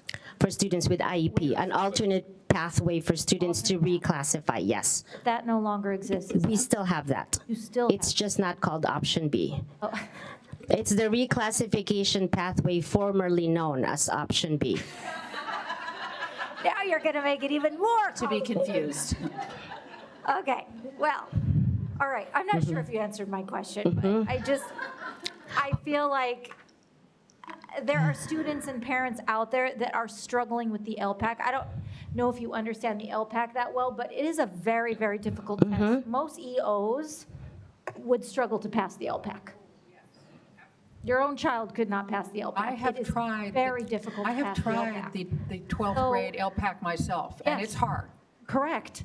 So you feel for them when they are in this, especially the LTELs, when they are really struggling to get to redesignation point, and it's, So we do have various pathways for students, for English learners with an IEP to better access the LPAC, not the least of which are designated supports and accommodations that are built into their IEP.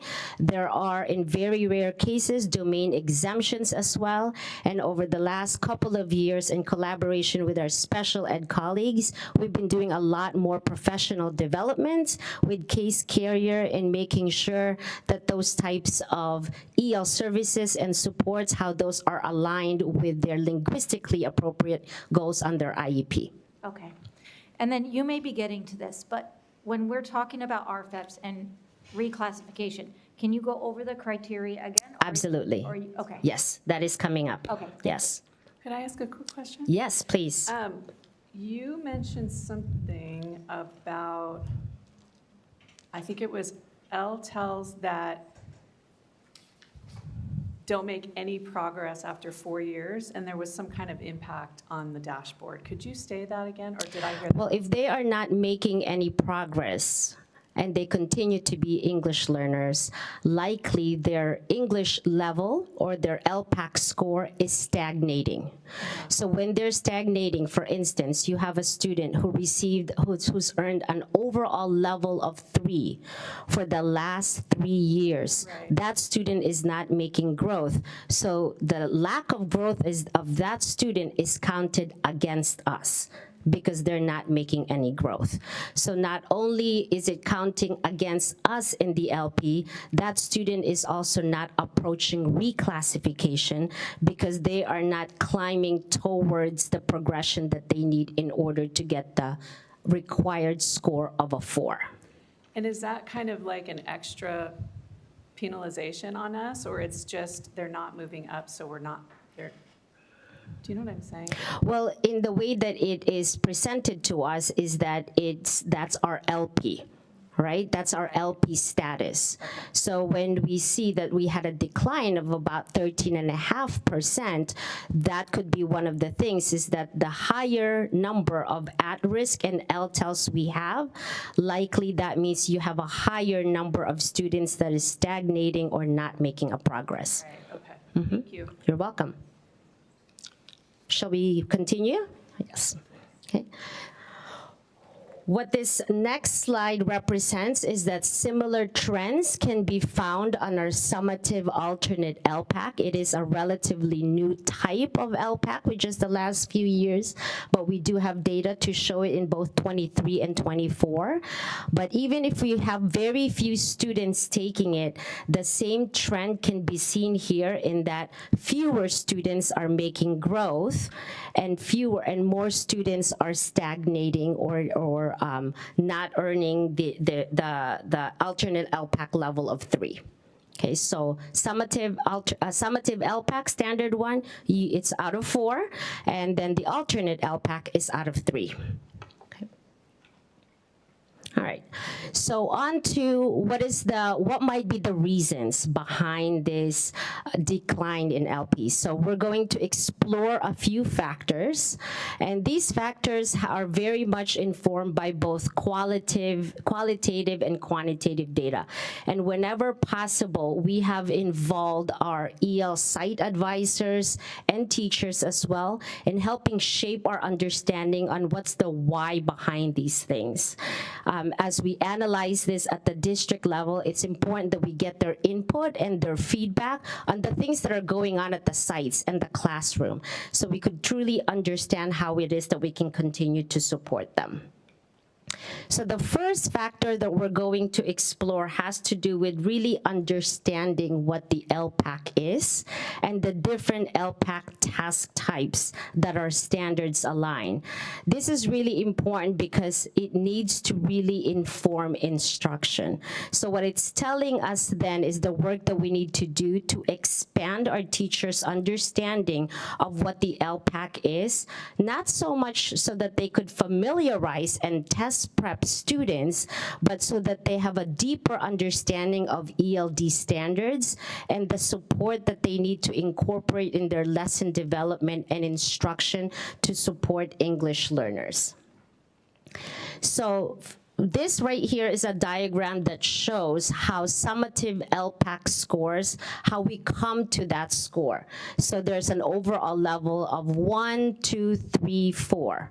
How we arrive at that overall number is a combination of the composite score of oral language and written language, further delineated by each of the language domains of listening, reading, writing, and speaking. In just about every grade level, the breakdown of this is 50% and 50% in weight.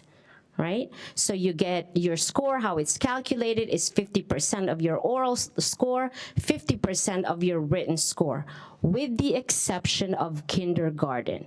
At kindergarten, that is 70% oral and 30% written. So when we work with teachers, we are beginning to truly understand the importance of helping them see what is behind that overall level score. Let's take a look at Anita, for example. She's our sample student right here. It may appear that she has earned an overall level of 3. Great job, Anita.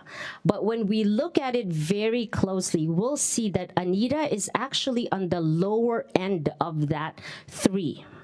So if we don't hone in on the specific domains where she might need help, we can see here that she's doing great in her speaking. Right? She's higher in her oral language development. We can leverage that, her speaking skills, her speaking ability, in order to help her with the reading and writing. So when we work with teachers in our professional learning, it's very important that we emphasize how it is that we can use data like these to inform our instruction. So here's an example, for instance, of the different LPAC task types and how we work to support teachers in understanding how to really incorporate this as part of their lesson planning and their instruction. When we show this to English teachers, for instance, who may not be as familiarized with LPAC, they are surprised by how much this is very similar to just ELA standards, right? And that's done by design. That's why it's an ELA ELD framework, for instance, because the language that you need in English is the same language that you need to perform academically well in all of your content areas. I have a quick question here on these LPAC test types. Some of these are items that are self-scoring, or you're doing a writing, you check a box or whatever. But some of them has to be graded by an individual. Who does the evaluations of the performance? So the one-on-one, which is the speaking, and then all of grade K and 1 is done by our testing assistants, right? So they are trained on LPAC, they're calibrated on the scoring, they have to pass a certification that is done by LPAC in order to learn how to do that. And then the rest then is sent out to ETS. Mm-hmm. Question, so is that someone who goes out to each school Correct. site? Yes, starting on February 1st to the end of May is our LPAC season. And we have a team of 10 TAs or testing assistants that we send them to our school sites to administer one-on-one the speaking part, and if more in some grade levels for each of our English learner. Mm-hmm. So I forget where we are right here. So when we look at the overall growth, for instance, this is just a different representation of the growth of a matched cohort. We need to be very cautious in looking at this because it may appear that students are not making as much growth, but it's really important to examine which domains need to be targeted as areas of focus. So we present overall growth of cohort groups, but then we also present things like how are they doing in each of the domains, right? For instance, we want to celebrate the positive trends among students in grades 2, 4, and 12 that based on this chart here show positive trends and an increase in their high growth percentages. But we also want to understand and examine why there has been a trend of decline among grades 1, 3, and 5. Remember what I said earlier, that from K to 1, the weighting of that composite score changes from 70-30 to 50-50. At third grade, the LPAC test changes grade level band as well. Right? Then again at 6th grade, then again at 9th grade, then again at 11th grade. It may not be the case that it changes on 5th and 8th, but these are very key points of reclassification. So it is very important for us to examine why we're not seeing the growth, because again, that will provide a hindrance to students reclassifying. And here is showing that grades 7 and 10 show minor changes, which with little fluctuation in growth trends. The second factor that we're going to explore is the reclassification rate. Right? What's the relationship between the reclass rate and the number of students included in the LP? So somebody asked earlier, what is the reclassification criteria? So this diagram here shows the reclassification criteria. There are 4 required by the state. The first one has to do with, of course, the LPAC, of earning an LPAC overall 4. Number 2 is teacher evaluation, and we use grades as the basis for teacher evaluation. Number 3 is meaningful participation by the parent for the students to reclassify. And number 4 is basic skills relative to English proficient students. So an assessment that all students, including students who are not English learners, have to take. The reason why this is an important criterion is basically what you're saying, that when an EL reaches that standard, they are on par to compete with their non-EL peers. So once they reach that standard, we're happy and proud that you're good to go. Your English language development will not get in the way of your academic growth. So the number of students who reclassify every year is always changing. We've said this multiple times tonight. And the higher reclassification rate, while a positive outcome of our program, does have an impact on our LP. So what you'll see here on this chart is the reclassification rate that we had for the past 3 years. And last year, in fact, with the LP that we're presenting you today, we had about 19%, which is 4% more students reclassifying last year. So that's 4% fewer English learners participating in the LPAC and included in the LP. The third factor that we want to explore is the effectiveness of designated ELD implementation. The success of English language learners hinges on high-quality ELD instruction. This is why this is absolutely the focal point of the work that we do, is helping teachers understand what does high-quality ELD instruction mean. Because the work that we've been doing, according to the data that we have, is showing positive trends in the progress of our students. For instance, these 2 charts right here compare the outcomes of students enrolled in secondary ELD course versus those who are not. We see here that there's a higher percentage of growth among students enrolled in the class versus those who are not enrolled in the class, and a higher percentage of decline among students not enrolled in the designated ELD course. Pardon me, who are those students who are not taking the designated ELD class? There's a variety of reasons why a student may not be enrolled in a designated ELD class. One is that the parent has absolutely the right to opt out of ELD services. So when they do, we don't enroll them in that class. However, they remain as English learners and must still take the LPAC every year. So you're not opting them out as an EL, you're simply opting them out as for ELD services and supports. And are there other reasons beyond the parent opting them out? Yeah, we continue to find solutions. We have some, but not completely, for the students with IEPs, for instance, and just prioritizing the support that the students may need within the finite periods within a day. So that's work that we continue to do with our sites. And then at the top of this slide, you have the light blue didn't take the LPAC 2 years. Who's that? I don't understand that. Well, if they didn't take the 2 years and the LPAC because they weren't there the year before. Oh. Mm-hmm. Yeah, but they're enrolled in the class. So we simply wanted to represent how many students we have that are enrolled and how many that are not enrolled. And among those that are enrolled, the ones that took it, the yellow, the gray, and the dark blue are those that took the LPAC. But we also wanted to represent that we have some students within there that didn't take the LPAC for 2 years. Okay, so they're generally going to be newcomers? They may be newcomers, they may be transfer students. Okay, all right.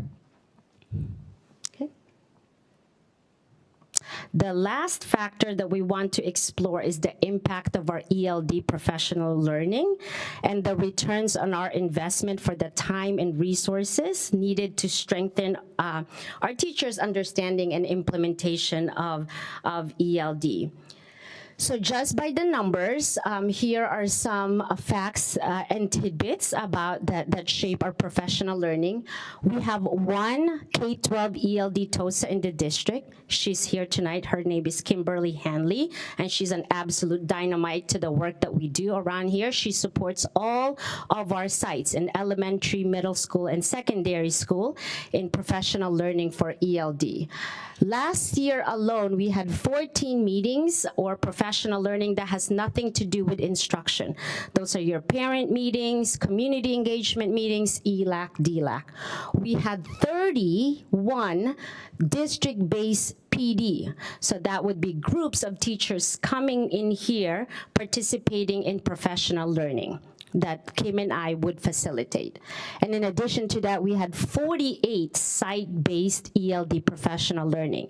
So those would be either Kim and or myself would go to site and work with them to customize and curate professional learning that best fit their needs as a site.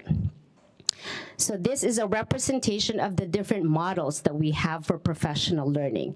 And when we look at that, what we are able to see is that for schools with site-based PD support by us, we saw an increase of, or we saw the average percentage of students making progress in their LPAC 5.9% or 6% for those students, for those sites that we work closely with, right, that were part of our cohorts, for instance. It's not to suggest that the schools without PD support are not doing any PD. They are simply not part of our cohort or not part of the one that we had an oversight or coordination of their professional learning. So how we're using this data is not so much to compare, hey, your site versus your site. It's truly to understand what was the model, what was the formula that we used for the site that made growth, and how might we be able to replicate that type of professional learning for all of the other sites where we also need to see similar growth. And OLA is oral language arts? That would be Office of Language Acquisition. I know, count on our department to say OLA without the H in the front. I know. Blasphemy, Trustee Jones, I know. Okay. So we're also mindful to make sure that the PD that we are facilitating, that we're providing, are they effective for our teachers? So for the past few years, past couple of years, we have a consistent professional development survey that we administer to our participants. We had 945 unique responses, representing 56 different sites. We ask questions around the same questions that we ask at the end of every professional learning. How relevant was this session for you? How useful were the materials and resources that you received today? Did your understanding of ELD increase as a result of today? And do you believe that you're ready to better support your students as a result of today? And so these are some of the summary and takeaways of the elements that our teachers are providing us. Also very important data that we collect, gather, and analyze as we continue to refine our professional learning for our teachers. So all of that to say, our recommendations and steps moving forward, I think it's very clear that we need very strategic professional development plan. So we are looking forward to working with our curriculum and instruction and assessment team to better refine and to really identify how we could be strategic in delivering our professional learning so there is really a true return on our investment. Consistent implementation of ELD is key. Whatever professional learning that we provide, that really it's not as good as if ELD is not being provided for students, right? So we need to continue to develop mechanisms and tools in place to continue to really reflect on the effectiveness and the quality of our ELD at our sites. And then again, maximizing the use of our resources. We're fortunate that the last couple of years, interim LPACs have come on board. So in the same ways that we may use interim SBACs, IABs, these are opportunities for teachers as well to learn and to use as assessment for learning tools. Additional questions I might answer. I have a couple questions. Yes. So it's very similar to the state test, right? That the students take where they get tested in the spring, right? Your LPAC testing session. But then you don't really get results until when? We get them relatively quick, actually. Yeah. So is it the information like this layout that you have of this student, Anita, so then does it go to that teacher of the current, or then does it go with the student to the next grade? So then, because they're not tested again until the next spring. Right. So I can see how.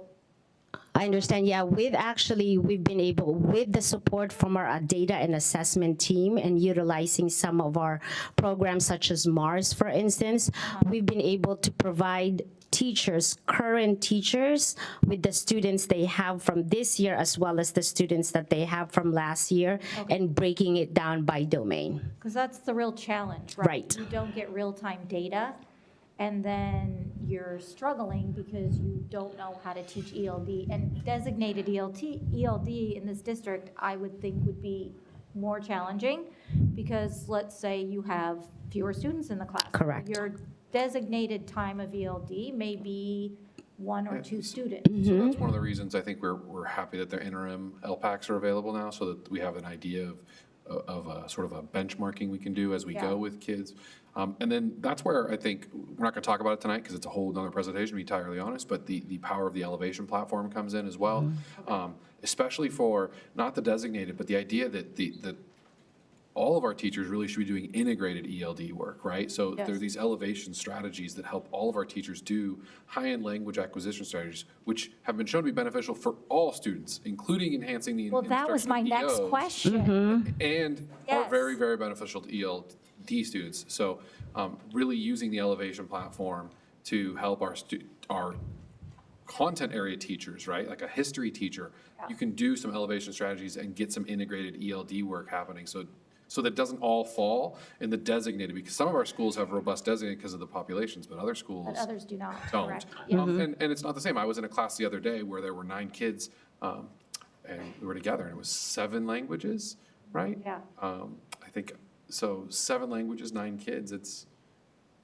pretty impressive. My understanding of the LPAC, one of the hardest components is the writing piece. Correct. Yeah, so that's the challenge, but all students face that same difficulty, right? So that's where Dr. Brown was talking about integrated ELD and how the whole class can be working on writing and how to, create better writing samples, which would benefit the ELD students.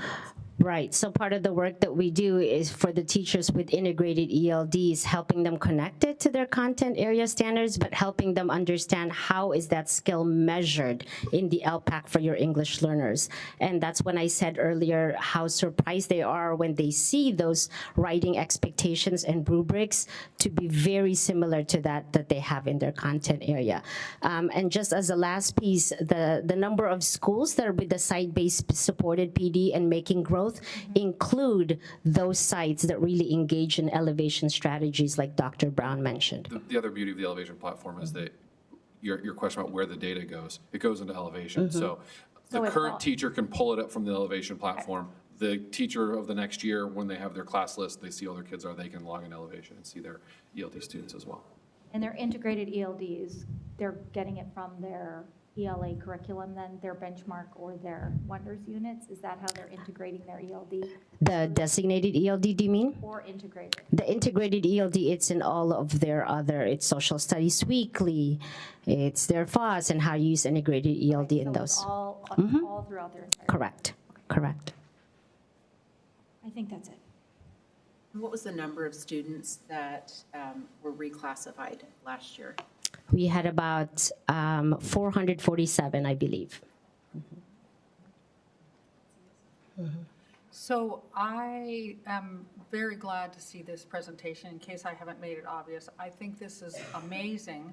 I want to particularly point out all of the slides that say understanding our data. You are asking really good questions there. I'd love to know at some point what kind of tentative answers you learned for those questions, because it's like, oh yeah, that's a good question. I think when I got on the board, we either did not have an ELD curriculum or we got one right before I got on the board. I can't remember, but my point is, it hasn't been around very long. You might know, Dr. Merwin. It's pretty new, and sites were just making it up on their own. So I'm really very glad to see the progress in these 10 years from just trying to figure it out on our own to having really analyzing what we're doing and seeing how we can improve. I also really hope that we are working on helping our students, particularly the older students, the elementary not so much, but the middle school students and parents understanding the importance of taking it seriously and working towards it and not giving up. Because I think that's one of the things that creates LTELs is kids not thinking this is important, and then they just see they're on this kind of, like hamster wheel that is going nowhere. And I mean, some of them are struggling for valid reasons, but some are, I think, also struggling because they didn't take it seriously enough. And their parents didn't take it seriously. And if they had only really, really tried in 5th grade, they wouldn't be where they are now. So I hope we are also working on the parent education and the student education, again, particularly in middle school and secondary. Right. So with respect to parent education, I think Trustee Jones, you've had the opportunity to witness just how involved and engaged our DLAC is in this. And over the last few years, they've really done a tremendous job in educating themselves and, more importantly, educating the community in being partners in this work. With respect to the student participation, one of the questions that we had there is the role of the student in that data chat or the student goal setting. So we are putting pieces in place to support sites in helping students reflect on that data and for them to see growth and to feel empowered to make that progress as well. Great, thank you. Do we see a large amount of parents attending the meetings? Our DLAC meetings, yeah, with thanks to the use of talking points and to the work that our bilingual special programs liaisons and our BCLs at the sites have done, we have had really great attendance and turnout. We always want more, of course, but this room is a packed room during those meetings. And is it made up of parents from our elementary grades or middle school or high school? You would see a smattering of parents from different grade levels, but as consistent as it is with PTA, for instance, right, participation, you would have the majority of them being elementary school parents, which is good. Start them young, right? Well, each school or potentially has an ELAC, which is the Correct. English language at the school. Mhm. But the DLAC is the district, which may only have one parent from each school. Correct. Correct. Thank you for the clarification. Thank you for the opportunity to present that information to you folks. Thank you very much. Mrs. Hayes, do we have any speaker cards for this item? Okay.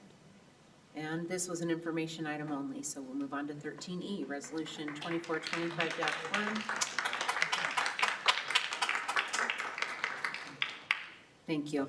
Authorizing participation in the Zero Emission School Bus and Infrastructure Incentive Project. May I have a motion to adopt Resolution 2425-21, authorizing participation in the Zero Emission School Bus and Infrastructure Incentive Project? So moved. Moved by Trustee Castellanos and seconded by Trustee Bolgus. And we'll recognize Clark Hampton, Deputy Superintendent, to present the item. Thank you, President Davis. So this item is does not commit the school, the approval of this does not commit the school district to spend any money. It allows us to continue in the application process. This is a incentive program run by the California Energy Commission, and they would be primarily funding the chargers, and the California Air Resource Board, which would fund the purchase of new electric buses. We've been preliminary awarded 8 buses. Wouldn't fund the full cost of a bus, but a significant portion of it, and we're hoping that we can then layer on top of that an AQMD grant, which would then cover the full cost. But that would, we would be bringing that back to the board if there was any additional expenditures or anything to receive the actual buses. We would be coming back to the board for that approval. Staff recommends approval. Thank you. Thank you. Mrs. Hayes, do we have any speaker cards for this item? There are none. There are none with that. Trustee discussion, comments, questions? Okay. Trustee Belikus? Do we currently have a shortage of buses? Would these buses replace buses or? To receive them, they have to replace heavy-duty buses that are burning fossil fuels. So they have to replace those. So we would, and we have some surplus buses that we actually keep for that purpose, is to then turn them in to receive the grant funds. We've had legislature that has made us do this, and yet here there's legislature that, you know, we can have gas cars again. Do you know of any legislature that might do a reversal on? You mean to switch to not do this? That we don't have to have electric buses? Because we have natural gas buses. Yeah, we've started off with diesel, and those were then replaced. The AQMD had incentives to replace those with compressed natural gas, which were cleaner. Yes. And they also did some retrofit programs to retrofit diesel buses. And then this is just the next phase of getting cleaner and moving into zero emission buses. With electric. With full electric. Well, we're lucky that we don't live in the mountains or have really, really cold weather. Yeah, Where that's I been one. understand they don't work as well. That was actually one of the difficulties. It works well in small districts that are relatively flat, but the technology is changing all the time, and this is some of the reasons for these incentives is to have an investment in the industry to make improvements so that they can become cheaper and more Better, available. Thank you. I have a question. I'm actually an fan of e-cars. I drive an electric car, so I thought this was super exciting, seeing this, and that we were going to get the funding for it. I was just curious if there were any terms and conditions that are kind of wonky. Is there anything, because we're agreeing to the terms and conditions, if we agree to this and we get the, let's say we get the buses, I'm just wondering what those are. What the conditions are to turn in a fossil fuel burning bus. That's it, yeah. Okay, awesome. I wasn't sure if there was any. And then you would install the chargers to charge the buses and things like that. And we'll continue to have diesel, natural gas, and electric buses. Is that correct? Yeah, I think we have, I would have to, I'll check on the number of diesels that we actually have operating on the road and let you know what that number is for the mix between diesel and CNG buses. But you believe we currently have a majority of natural versus diesel? Yes, I believe so. Clarifying question. Trustee Zollinger?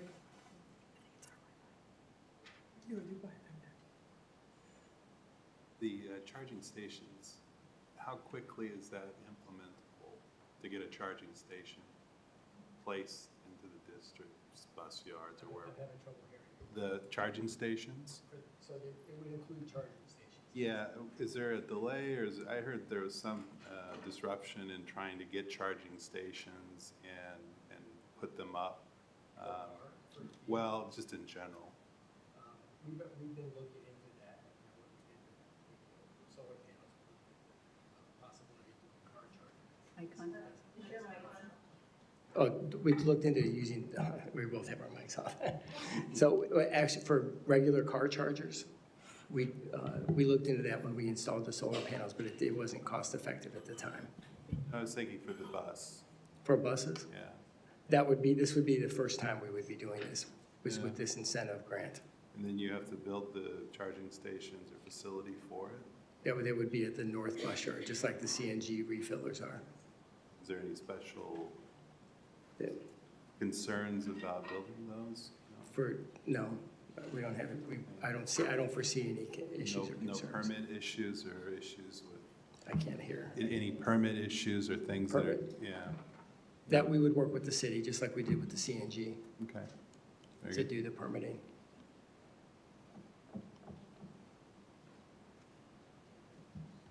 Okay, any further discussion, questions? Okay, and with that, Ms. Hayes, please call the roll. Student Board Member Verando. Aye. Trustee Castellanos. Aye. Trustee Pritchard. Aye. Trustee Zollinger. Aye. Trustee Adnams. Aye. Trustee Jones. Aye. Trustee Bullicus. Aye. Trustee Davis. Aye. The motion carries 7-0 by a roll call vote with a preferential vote of aye from Student Board Member Verando. Thank you. Okay, we'll move on to 13F, first reading, Board Policy 3230, Federal Grants Funds. May I have a motion to approve Board Policy 3230, Federal Grant Funds on the first reading and waive the second reading? So moved. Moved by Trustee Jones, seconded by Trustee Bullicus. We'll recognize Clark Hampton, Deputy Superintendent, Business and Support Services, to present the item. Thank you, President Davis, trustees. So at the last board meeting, the auditor spoke to the board about our audit, and there was one minor federal finding in our audit, and so the auditors recommended that we adopt this policy. We do have, curiously, we have a AR, an administrative regulation that reflects this, but now it'll be just officially in board policy. And staff recommends approval. Thank you.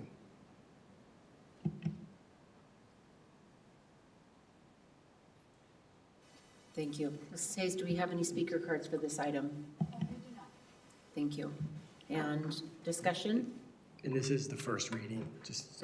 Yes, this is a first reading, so if we do pass it now, we need to waive second reading. And that was in the motion. Thank you. Any comments, questions, anything to add? Okay, all those in favor say aye. Oh, this, Aye.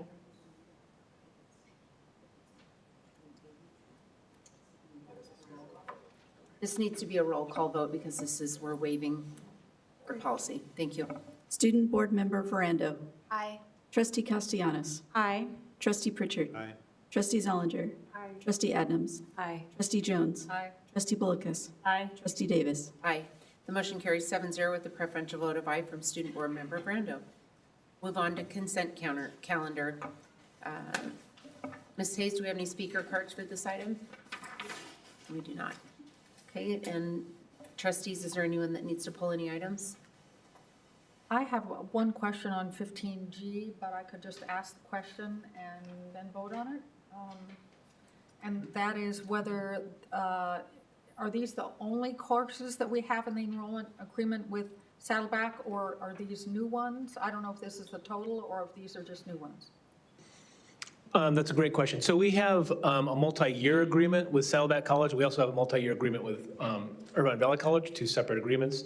And so by education code, anytime we're adding new courses, and we do it basically semester by semester, it has to be reviewed by both this board and the South Orange County Community College Board. And they have to designate how many students they think they're going to serve, how many FTEs, staffing. It takes them a while to get staffing. So this is not all the courses we have offered or will offer, but this is the courses we will be offering this spring as part of the CCAP agreement. Okay, thank you. Thank you. Okay, may I have a motion to approve the consent calendar items 15A through 18B? So moved. Second. Moved by Trustee Adams, second by Trustee Zollinger. Okay, and any further comments before we call the roll? Trustee Jones, did you have anything else to add on that? Okay. I'd like to acknowledge the retirees listed on this month's agenda and especially highlight some that have been with us over 20 years. Amy Shreves, a teacher at a middle school, 29 years. Arlene Bagner, staff secretary, 20 years. Catherine Katsouras, paraeducator 4. She's been with us for 25 years. Anthony Holtby, school bus driver, 25 years. Maureen Ura, HS campus supervisor, 19 years. Bonnie Jenkins, paraeducator 2, 18 years. Yes, she is. And I just wanted to I'll highlight a couple of things. We've got the Capo Valley Stadium project including the 3 buildings, the 2 health classrooms, the locker rooms, the snack shop, the restrooms, the storage room, which has already begun excavation, and the San Clemente High School gym hopefully will begin in August of '25, moving along in the process to begin, pending board approval. And the highlight of the dual enrollment partnerships for our CCA program with Saddleback and Irvine Valley for the high school and college credit dual enrollment, concurrent enrollment, and articulated coursework. So it's just some of the highlights from this consent. And with that, Mrs. Hayes, please call the roll. Student Board Member Verando. Aye. Trustee Castellanos. Aye. Trustee Pritchard. Aye. Trustee Zollinger. Aye. Trustee Adnams. Aye. Trustee Jones. Aye. Trustee Bullicus. Aye. Trustee Davis. Aye. Motion carries 7-0 with a roll call vote to approve the consent calendar, with the Student Board Member Verando casting a preferential vote of aye to approve the consent calendar. There being no further business before the board, may I have a motion to adjourn? Second. Moved by Trustee Jones, seconded by, thank you. Moved by Trustee Bullicus and seconded by Trustee Jones. And motion carries, and all in favor? Aye. Motion carries 7-0 to adjourn the meeting with a preferential vote of aye from Student Board Member Verando. Time is now 9:15. Thank you.